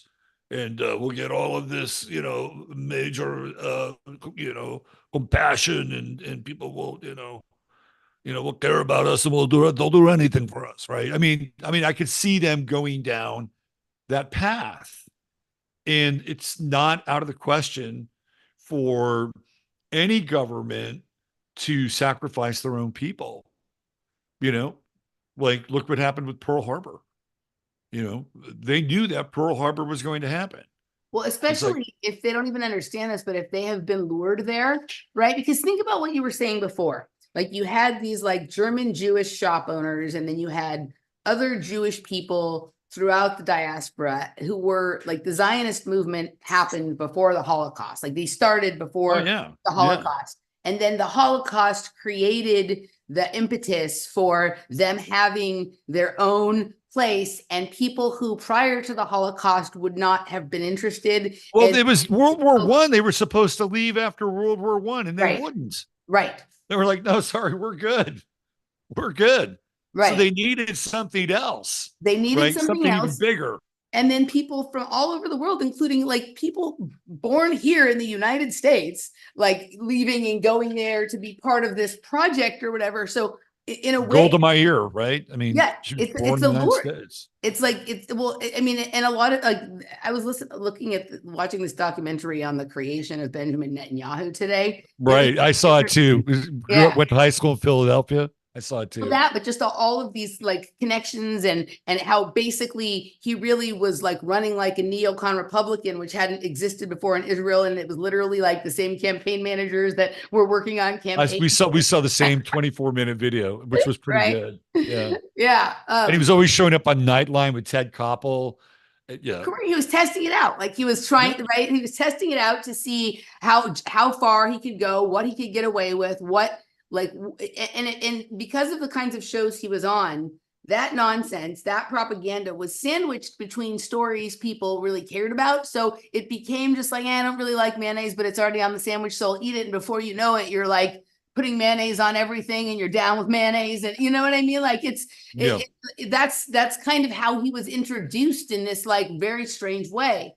But if people like were lured to this place, like with this magnificent story of a people without a land for a land without a people, and then there's this all these years of like wealth and success, and feeling like that you're part of this holy battle where you're up against this hatred and anti-Semitism, but then you also have the support of the most powerful countries it's like quite a story that people get wrapped up in. And if the whole point though is that you had lured these people there to set up the conditions for something that you already knew was going to come at a specific point, like we're looking at something that is like that explains this craziness that you're talking about. Yeah. I feel like that the end goal for all of this is, and I know it sounds just like so trite, but it feels like the end goal for all of this is a one world government. Like it's like, okay, the horror of the horrors has happened. And the most powerful country in the world, couldn't prevent it, and blah blah blah blah blah. And I just keep watching everybody, not everybody. I keep watching a lot of people talk about the UN. Oh, the UN needs to do this. The UN needs to do this. International law, blah, yeah, Yeah, right. And it just feels like we're being set up here, yeah. right? Like massive system failure, and oh, we have a new system in place and ready to go, and because the old one clearly didn't work, And that's where it just feels like it's headed. Where it goes, if it goes there, that's a whole other question. That's a whole other, because so many things are happening now where, I kind of don't think any of this stuff is going to work, but well, it's that's where I was super going. It's chaos. like, Yeah. yeah, it's like, you could have the best laid plans. Like Mike Johnson could be the most Manchurian of Manchurian candidates that has Right. been, put together in a lab and set up to be this guy for this period of time. And you think you've got a great plan in place, then it won't work. It And then it just gets won't derailed work. by Marjorie Taylor Greene. Well, Right. something weird happens, right? Right. Like Yeah. Yeah. something really off script Well, she went happens. off script. Did you hear? Like, I don't, there was one interview of her on Tucker Carlson where she was talking about she doesn't know what they have on him. He's changed so much. But there was another less seen interview. I forget who she did it with, where the person posed to her. They were testing her to see if she was a hypocrite, right? Because she's pro-Israel as well. And she actually conceded that like maybe we should consider not giving money to Israel. Like she's like, I support Israel, but maybe we don't need to give them any more money. Right. She had this like moment of like where she went off of her like tier 2 neocon sort of Right. script, right? Yeah. Yeah. And it was this moment of, well, maybe we should, like it was interesting. And of course that interview got way less play than the other interview that she did that week, right? Yeah. So when you have there's a few sort of loose cannons that can create public moments, but also back to sort of your original point, this weird like 3-part blob that like is the protests, that is sort of Mike Johnson. Like when you have bedfellows this weird, right? Yeah. Like I don't think the cohesion is going to last. Well, I think that the I think the weird synergy is interesting, Yeah. right? Like it's like it just creates more of this high strange and this atmosphere where things just kind of go off the rails, and it's like I'm actually for that. Like I want to see more of it. Right? Yeah. I want to Yeah. see more of it because everything has just been so scripted, up to a certain point. And now the scripts are, the words are flying off the pages, and the pages are flying off the typewriter, and the typewriter is melting into a Dali painting. It's just getting to be like like like it's just not making sense, but it's kind of making sense in a really weird way. Right. Right. And I was thinking about like, well, what do I want to talk about with Emily tonight? Like, what would be an interesting thing to talk about? And one of the things, and this kind of leads into where we're going with this, I was listening to Nick Fuentes last night on a Twitter space. He Okay. did a 7.5 hour Twitter space. And I was there at the end, and he was talking with what's his name? The guy who was the darling of the alt right in 2016. Richard Uh, Spencer. Richard Spencer. He was talking with Richard Spencer, and it was actually a really interesting conversation. And one of the things that they brought up was that in 2016, like the alt right was outrageous and Yeah. memey, and the mainstream media didn't know what to do with them, right? So they were dangerous. Like the alt right was dangerous, Right. and then somewhere around 2018, Yep. the alt right got completely neutralized by QAnon. It became the alt-right, right? They had to create Yeah. the alt-right because they wanted people to think that that was the alt-right, because if they found out what the alt-right really was, then their ticker would really start buzzing. Well, I think there's some of that there too, but this whole QAnon thing, just talk about a blob, it just took over everything. Right. Totally. Right? It took Yeah. over everything. Yeah. And I thought about it, and we've had this conversation before, and it was kind of like baseball moms, getting this insane data dump. Yeah. on all this conspiratorial stuff. Yeah. And it was like incredible how fast it was happening. Right. Whether it was healthy or whether some of it was true, part of it was true, none of it was true. They were getting something, like they were Yeah. getting educated on the Federal Reserve or whatever, right? Right. And it was a fascinating kind of cultural moment, but it winds up dwarfing the alt right. And then now we're living in this post QAnon universe. Hmm. But everything that has happened since that point in time, I mean, let's just go through the checklist, right? Child trafficking, adrenochrome, you know, everything, Federal Reserve, everything that could be conspiratorial has pretty much popped up Yeah. in the last 8 years, Right. right? The last thing that's on that menu is Israel and Jews, Right. like the thing that nobody could really talk about, Right. right? And now here we are. Well, We're and you have here. people like showing their asses in their true colors. Like, I mean, the Ben Shapiro thing is so naked. Like, it's always Yes. been naked to anybody who wasn't like completely asleep, right? But you can be completely asleep now and it's obvious, right? Like, Yes. and everybody who was doing a good job up to a certain point of sort of convincing you that, no, they're really America first or pro free speech or a deep classical liberal thinker or whatever, like masks are off, pants are pulled down, everyone's Yes. tiny weenie is showing, and right, it's all funded by Dennis Prager and his, whatever it is, right?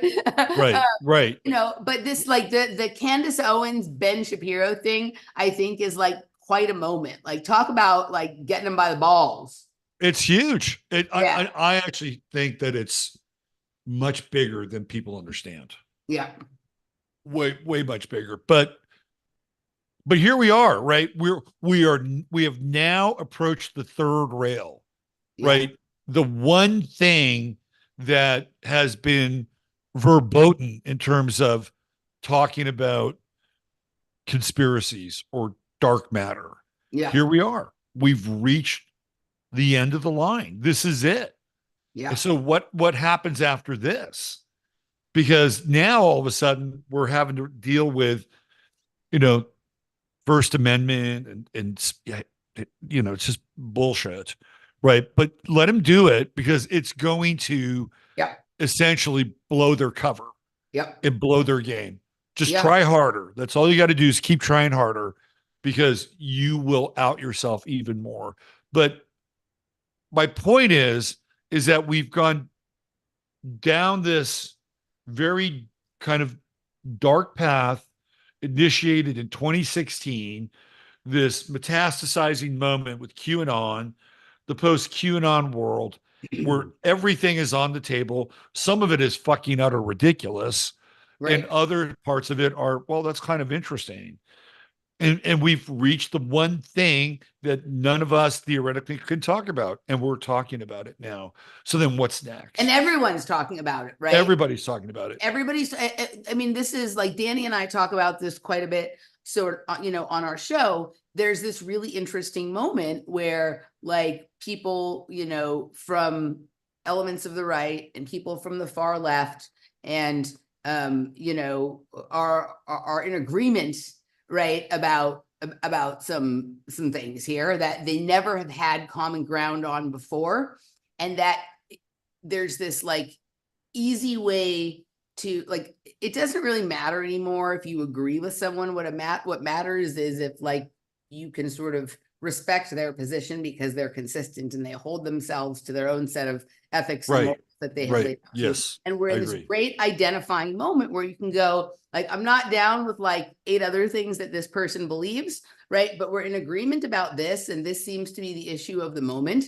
And, we can sort out our differences or learn from each other on some of these other topics later. I, for the first time in my adult life, find myself in a situation where I'm in agreement with my father and my sister and the rest of the family. We're all in agreement about this issue, basically. We might have like a different set of information that led us to hold the position we have on this issue.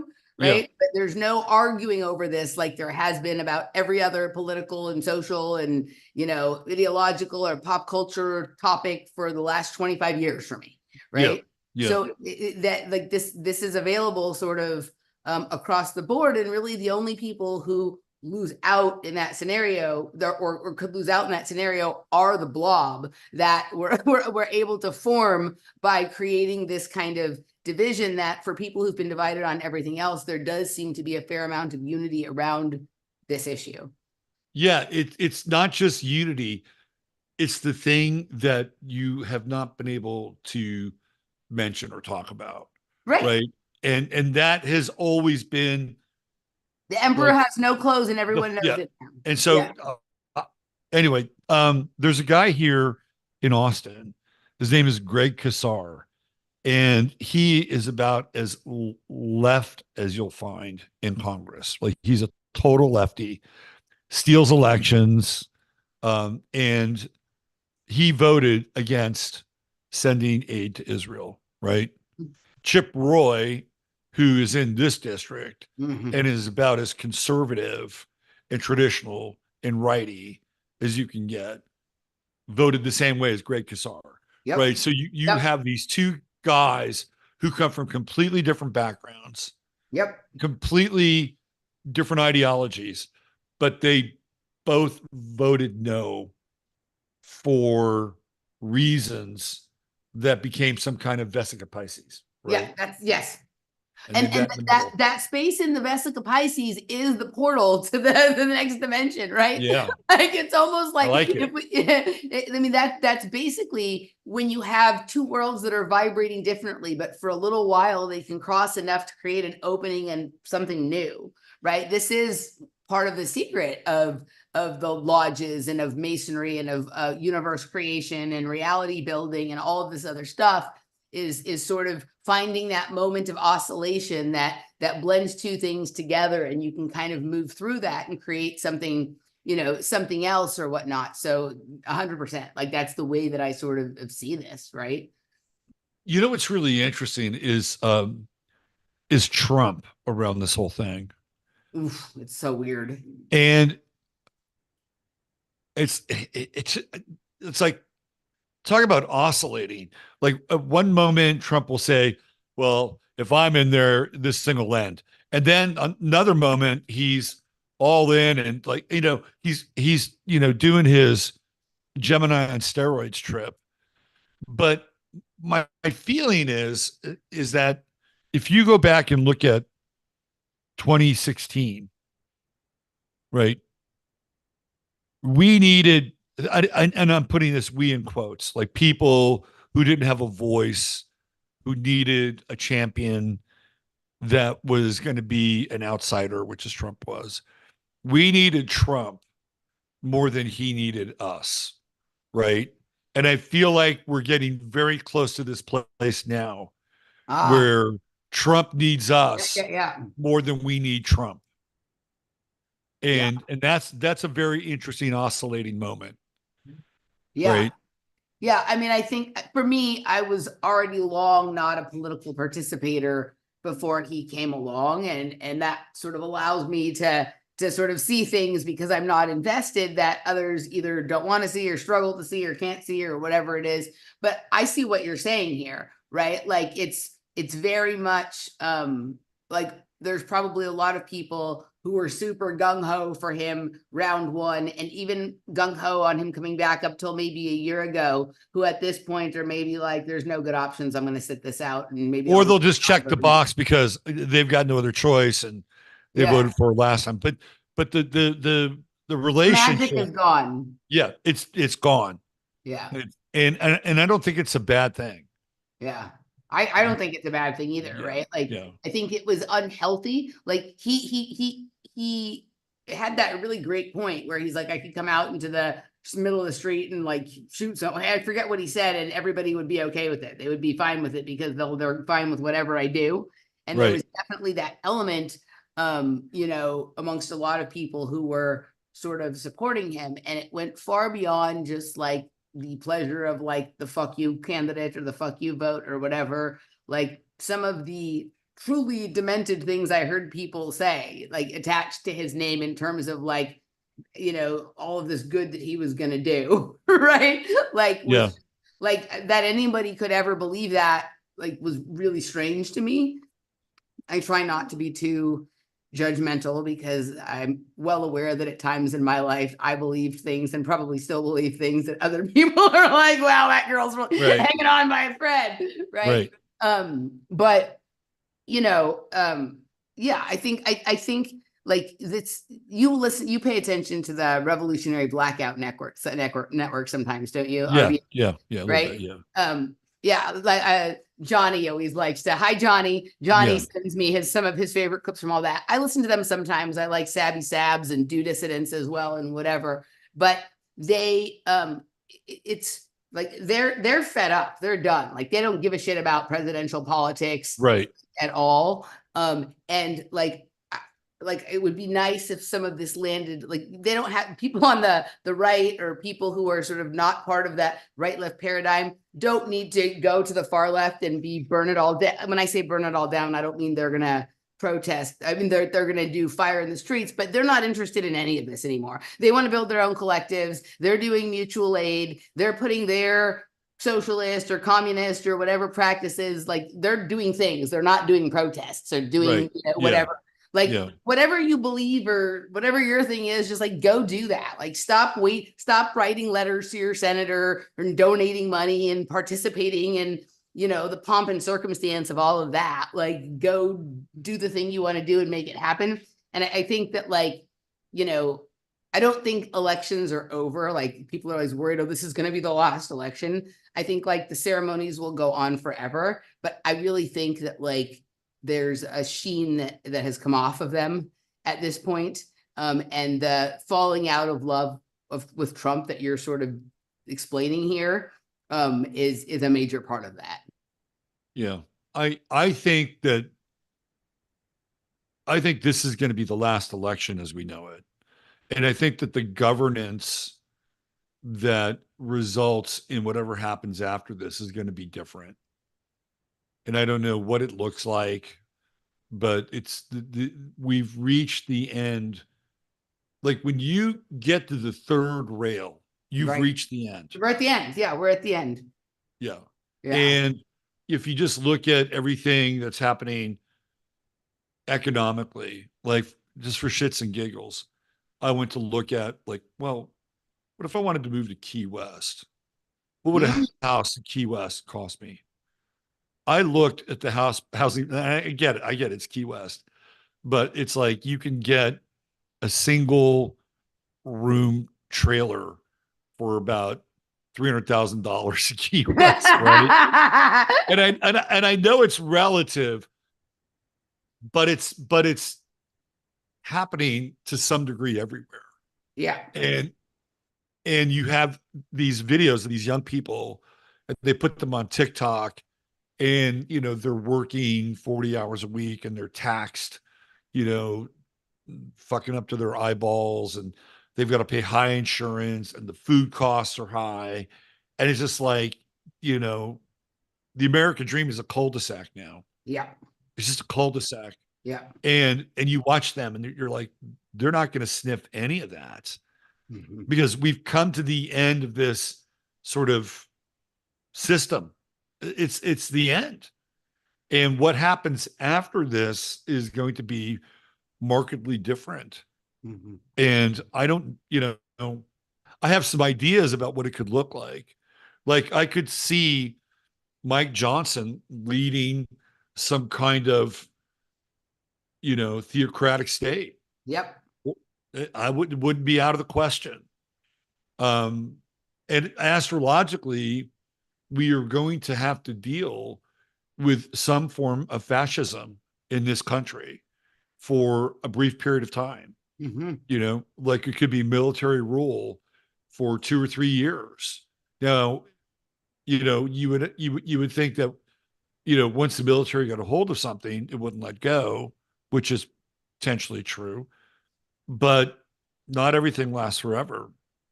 So I think we're going to go through whatever is on the other side of this And I don't think it's going to be easy for a period of time. It feels very totalitarian. Now, that doesn't mean that there won't be pockets of resistance or novelty or anything Right. going on. Like I don't think it's just going to be like completely top down and buttoned up and locked in. However, I think that it will be clearly in the air, and it's going to be much more difficult to move about and express ourselves in the way that we've become used to. But I think it's a temporary condition. I don't think it's going to last forever, but it could be very heavy and very difficult. And that's astrologically. And I think that's going to be a response to the disorder that I think is going to happen as a result of this election. Yeah. So, So I think maybe I see it similar but different. Maybe it's not different. Like, right? Like I feel like that sort of totalitarian layer, I feel like that's a version of reality that will be available.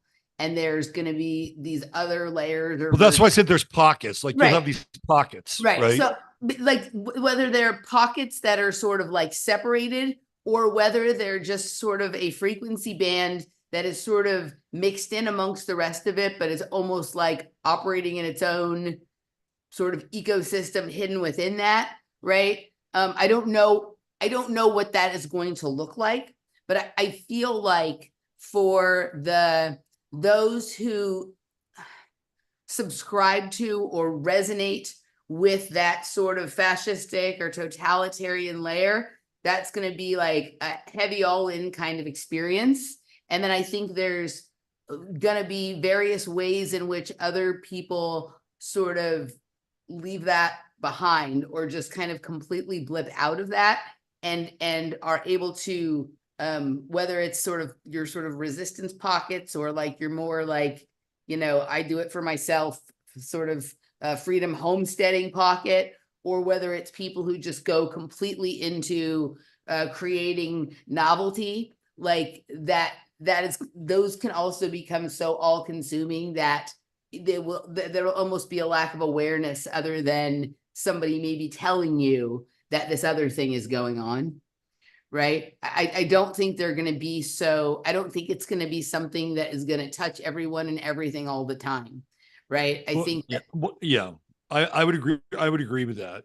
Um, it feels to me like, again, it feels like that this younger generation, they're being set up. mhm, They're being set up, and everything that people have gotten sick of over the last, let's say, 10 years, identity politics, right. um, white privilege, gender privilege, transgenderism, DEI, all the things that people have become aware of and feel very frustrated that they can't do anything about. That this group of young people who are protesting will be the sacrificial lambs, Mhm, right? And they'll say, okay, well, we're going to clean this up. We're never going to have to deal, right. with any of these communistic and socialistic ideas ever again. And to me, that is the boot of fascism, Yeah. right? And there are Like people. that, like the frat boys on the UNC campus or whatever. Exactly, Yeah. exactly. And people, there are a group of people that will go along with that, Yeah. right? And they'll be happy. They'll think that order is being Well, they restored. think they think that that is freedom. That's what they think That's is right. freedom. So, like, there's going to be people living under fascism that don't even realize they're living under fascism. Exactly, Yeah, exactly. yeah, But yeah, that, yeah, but I yeah, but I could see this happen. Again, it feels like a setup, yeah, right? It feels like, there's a group of people that are going to die for the sins of these other transgressors right, who have set the table. right. And that's something that we need to, I think, pay attention to. And in as much as I like to play center field and watch all this stuff happening, I also feel like it's important to uh, let people know that some of these kids are just kids, Yeah. and they feel passionately about what they're standing for, and with good reason, and to not necessarily lump them into this other group. Right. And I think that's really important. Yeah.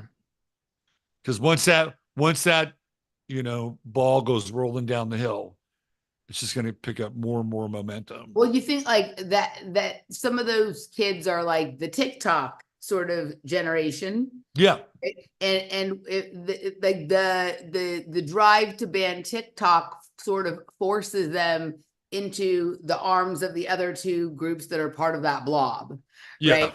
Like that yeah, for right that then if they want to have any momentum in the thing they care about, they're going to have to rely on like the standard bearers for those movements that are going to sort of push them into the fire and create that scenario where order must be restored. And restored. Yeah, like the a lot of these sort of like order restored kind of people are the ones who always talk about how we must save Western civilization. Like, right, you're Dave Rubin, you're Douglas Murray, all these people. They love they like. Did you see that post in the very beginning of all this when Dave Rubin is like, the first time one of these Palestinian protests were crushed, he's like, maybe Western civilization will save itself. Did you see that? Like that I was didn't see that that, was the but one that like it doesn't started his surprise me. great Yeah, descent into this into douche, deep douchebaggery. But no, I see like the point you're making is well taken. Um, just curious, because I don't like, sure, I hear things that are said about Nick Fuentes or whatever it is, but like, what is Nick Fuentes and Richard Spencer's positions on this conflict and what's going on right now? Were they talking about, what were they talking about? they didn't really Seven and a talk half about. hours. Well, so I got in at the end, and Okay. they weren't even really talking about it. Okay. What they were talking about is like what happens next. Right. Both politically, in terms of governmental structure, and both of them really didn't have an answer for that. Yeah. Like they didn't know, what was going to happen next. And I thought it was, I wouldn't say refreshing, but it always says something about a person where they said, well, I'm not sure where it's going to go next, Yeah. or I'm not sure in general. Yeah. Right. I came away with the conversation that Richard Spencer is actually really intelligent. Mm-hmm. And and Nick Fuentes is actually really intelligent as I agree. well. I would agree. They're both. I've always. I can't. I know more about Richard Spencer because I was in heavy listening periods of time in my life when he had his rise, Yeah. and he was, either when people, some people loved him and some people hated him, but everyone was talking about him. So I'm much more familiar with sort of his range and his makeup than I am with Nick Fuentes. But yeah, no, I would agree that, I mean, and he's Richard Spencer has had sort of an arc here because like I think the last time I heard him on an interview, he was like identifying kind of as a liberal. Like I think he said he voted for Joe Biden or whatever it is. So Yeah. he's had Yeah. this strange arc, right? Yeah. Yeah. People say, oh, well, he's a sellout and he's a socialist and he's a commie and whatever. I was never really into Richard Oh, Spencer me either. Yeah, as a no. Yeah. culture model or anything like that. Right. So, and people can change. You know where the Right? first place I ever heard Richard Spencer was? Red Ice Radio. I knew you were going to say that. I knew you were going to say that. Right. I remember like he was part of like when they first started introducing that strain, that Right. take over the flock kind of thing. He was early on in that, right? And Yeah. so like there was some things that sort of got in under the tent before you recognized what was going on. You know what I mean? Yeah. And he was one of that, like I probably listened to a couple months of some of these shows being like, okay, like I don't really understand what this is, but okay, I'll listen. And And I got a good Jared feel. Taylor. I got a good feel for some of this stuff and what might really be going on here and who was sort of genuinely held these beliefs and who was like, this was like their next, next scam for relevance and whatnot. And he was an early one sort of in that group, right? Well, there was always some doubt and debate about what his role in Charlottesville was all about, Right.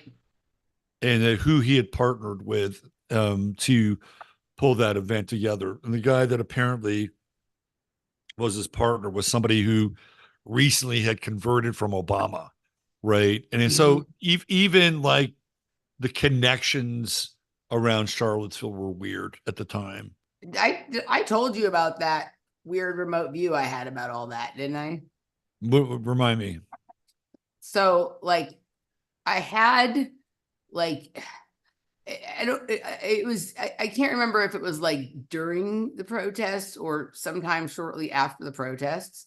Like I when I have the most like really clear, like I'm sure of this remote views, or when I'm kind of in that space between awake and asleep, but not at nighttime. Like if I like lay back in the bed in the afternoon and just kind of, you When your know, heterochromia is kicking in?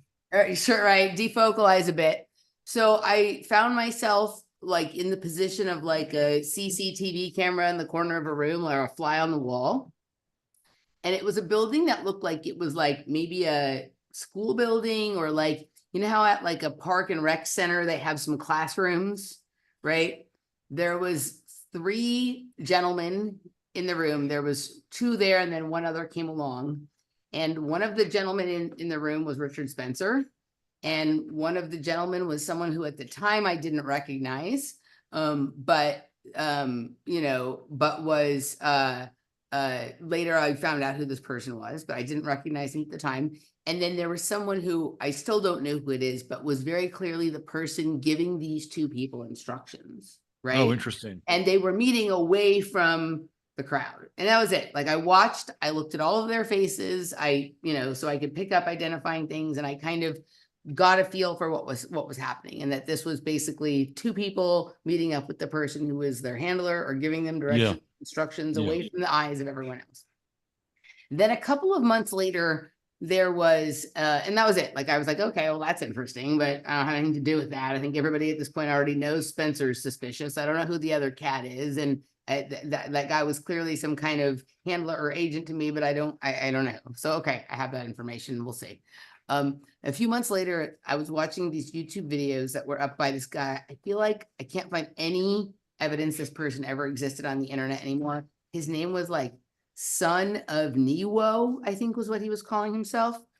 And he was doing this series of videos where he was showing how it was impossible, like how some of the ways that like the activity specifically around like that when the car crash thing happened, when they hit the Heather Heyer or whatever girl, Yeah. Yeah. right? And when some of the actions like how they didn't make sense, how it would be that people would have been able to catch some of the camera angles that they caught unless they knew that that was going to happen there ahead of time, Right. Right. kind of Yep. thing.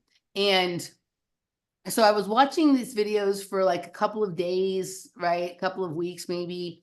And at one point he identifies a gentleman. I'm not going to say this person's name right now, but he identifies someone who is a sort of an alternative media live streamer kind of character, like that I didn't really know. I hadn't known before now. But when you go and look at him, you can find that he has like a long history of like working with certain like alternative media news sites as like a person who goes to these events and does like a lot of live streaming and catching, things and whatever it is, right? And he sort of crosses over into some of like libertarian circles a little bit, right? And he starts talking about how the film that this person being in this location in the film that he captured, there's no way he could have known to have been, that he would have been able to know to be there at that moment unless he knew it was going to happen. Right. And when I saw that person, I was like, oh, that was the other guy from my Oh, remote interesting. view. right? I still have Interesting. not identified who the like handler or whatever it is. So then I Right. started looking into this person, right? And I found that someone else I knew from the alternative media who had gone through sort of a shift of personality, right? Had recently been hanging out with this person that I had seen in the remote view, and that was the subject of this guy's videos, right? And so Yeah. I started to understand like what was working its way through certain networks in terms of like influencing, capturing, co-opting, and whatever it is. But I had never seen that person before the remote view. And then a few months later, it was revealed to me who this person was. And when I looked into it, I'm like, oh, that's really interesting. Hmm. Right. You know, because he was the one who caught a specific angle that was used as part of, you know, evidence of things. Right. Interesting. So You're gonna anyway, have to tell me his. You're gonna have to tell me their name when we yeah. Yeah, I sign will. off. You've got me I will tell you. curious now because I'm I thinking will in my tell head you. who it might be. I will So, tell you. uh, Anywho, so all right. Do we have anything else we want to lay out for the folks before we wrap it up, or should we go to the chat room and see what the kids are saying? All right, we've got 144. Wow, that's really quite a number. 144, like the 144,000, right? I cool. love I it. like it. There you go. 144. I think that's maybe the most I've ever had in my chat room live. So I'm not good. You're really good at scanning the chat and like grabbing some of the meaningful I don't see it. I don't even see the chat. comments. Do I need to be on YouTube? I think I you need think to be on YouTube. Yeah, let me yeah. get on YouTube. You need to be on YouTube. So I'm not good at going back and grabbing them, but I'm going to ask Mhm. if people if there's people who have questions they want either or both of us to answer, or comments that someone wants to make that you want to be addressed, put it in all capital letters now, and we will do it. So I'm going to, Okay. Can you hear me? I can hear you. Okay, good. So I'm looking at chat right now. Yeah. Let's see. What do we got here? The chosen Susie chat. Gemini. Susie Gemini. We got She's Steve. here. We got Steve Steve's Thor at the here. Sean door. is here. Grateful Dogs. Tarantula. Undead Beat Poetry. Oh, yeah. You're I've his never. dream girlfriend. I saw. Look at Oh, thank that. you. Oh, Smart, awake, beautiful, funny, cute. oh, thank you so much. Sister Nino's in the house. Look at that. T Jordan. Like all the homies are here. Lots of people. Pono 8888. Joan, the lovely Joan Sefcik. The lovely and talented one, huh? Yes, that's right. The lovely and talented. All right. Let's see who else is here. Looks like we've had a good crowd here tonight. All right. See this? Whenever I'm like, anybody have questions, comments? It's crickets. Chirp, chirp, chirp. Hey Tom, what's Hello. happening, brother? Hello. Michael says we need to make this a regular show again. I'd consider that. Yeah, absolutely. I'd consider that. Um, I think we've all gone on our strange loop and winded up sort of back somewhere that feels like home. So yeah, people are see a lot sending of lots of hearts hearts. happening here. Yes, lots of Tinfoil love for tiaras Puma. lurking. Yeah. Great to hear your banner together. Evan Taylor's in the house. Yeah. Pono 888. Oops, not you. Let's see. All right, people are having too much fun with the poop emoji at this point. Bring I back know. the Matrix Smash. Well, there was like, I wish I could have shown you like the truck that went across the you know, that if you're on 35 going south, Cesar Chavez, there's like a bridge that goes over it, right? And it was Yeah. literally like a white, you know, semi truck that had, remember those old Got Milk ads that were like either white or black signs with either white or black? Yes. It was almost like that. It was just white, and in huge black letters that took up the whole truck, it just said MASH. So I was like, well, maybe it's time to MASH again. Maybe it's time to mash it back up again. Maybe the time has come. All right. Yeah. Well, if we have, let's see, Tarantula would love to hear more about your nutrition. Well, the Matrix MASH is not usually where we talk about nutrition. I don't talk about nutrition that much anymore, but occasionally I do in my regular shows, or you can go over to my website and book a session with me. We can talk about nutrition. I don't know. I Yeah, kind of pay for the information. right. I just figure, I mean, I've told it all publicly already anyway. I just kind of figure that like whoever's going to figure that out has figured it out already. And if they haven't figured it out, they're probably not going to. So just enjoy your life and whatever, right? I don't know. Yeah, that's another example of like coming to the towards the end of the line, right? Yeah. Like, yeah, how much more do we need? Right. I mean, I think that's the whole thing. Like, I think at this point, we all know like what's good for us, what's not, like how much we can, when we sort of settled on something that works for us, how far from that we can stray and for how long. And if we go farther than that, what the consequences are. So it's just a question of like doing it or not doing it, and then being honest with yourself about that fact. That's it. Yep. Yep.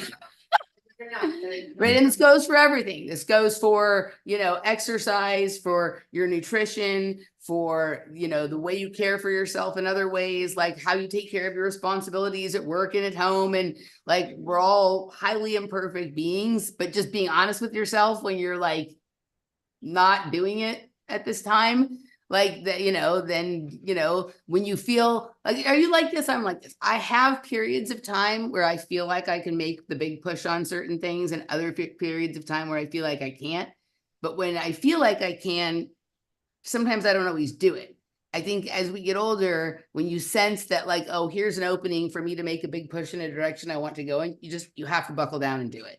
And that's part of like getting honest with yourself. And if you don't, Yeah. it's not like you didn't have a chance. Your opportunities you did, and you chose not to take them. You chose to do whatever Yeah. else you were doing, and that's okay too. Maybe there'll be chances later or whatever it is. But I think just coming to terms with yourself and being honest with yourself is the most important thing. And the nutrition, if you've paid attention at all, it sort of takes care of itself. But I still do help people upon occasion if they ask. And I don't know, maybe there'll be a show sometime in the near. I think I did one with Sophia recently that kind of talked a lot about food, but yeah. Anywho, all right. Anything else I should know for the good of the order or the benefit of the chaos before we sign off, Robert? Where can people Well, find you if they haven't already? people can find me at the 11th house on YouTube, where we do a lot of streaming, astro weather at 8 a.m. Tuesday through Thursday. We've got 15 minutes of flame over on Boxcast, soon to be back on the website. I'm not sure when, but it's happening at some point. Friday Farcast, Sunday Night Astro Live. That's all there on the 11th house, except for Boxcast. And then robertphoenix.com if you're interested in having some astrological assistance in your life, which is how I make a living. And that's about it. I think that's the informational side of things. All right. Well, this was fun. So I think we will consider resurrecting the Matrix Mash. And if Yeah, a lot of people have come up to me, or not come up to me, but texted me, or, hey, when are you going to do another show with Emily again? Here we I are. miss I miss the Matrix Mash. So, let's maybe we do this once a month or something like that. I think let's have a chat about that. I think I'd like that.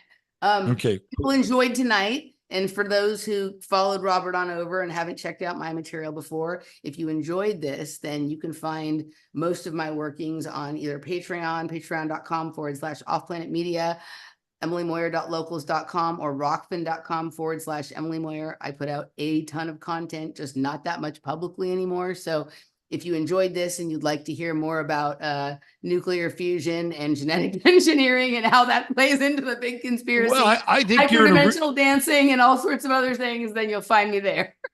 you're in a really interesting territory. I mean, I think you're talking about things that other people aren't talking about. Yeah. And connecting dots that other people are missing. So, it's been fascinating watching you evolve through this whole process.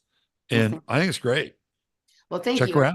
And sort of my early days with Randy and with you, like, helped me to sort of gain a footing in a way where like I understood the lay of the land and I felt confident enough to sort of run with my own sort of thread and ideas. So I always appreciate that. And it's interesting, like when I was locked in the apartment on meth, going down every rabbit hole in the world, Some of the earliest rabbit holes were were really highly correlated with cold fusion and with like DNA and human genetics.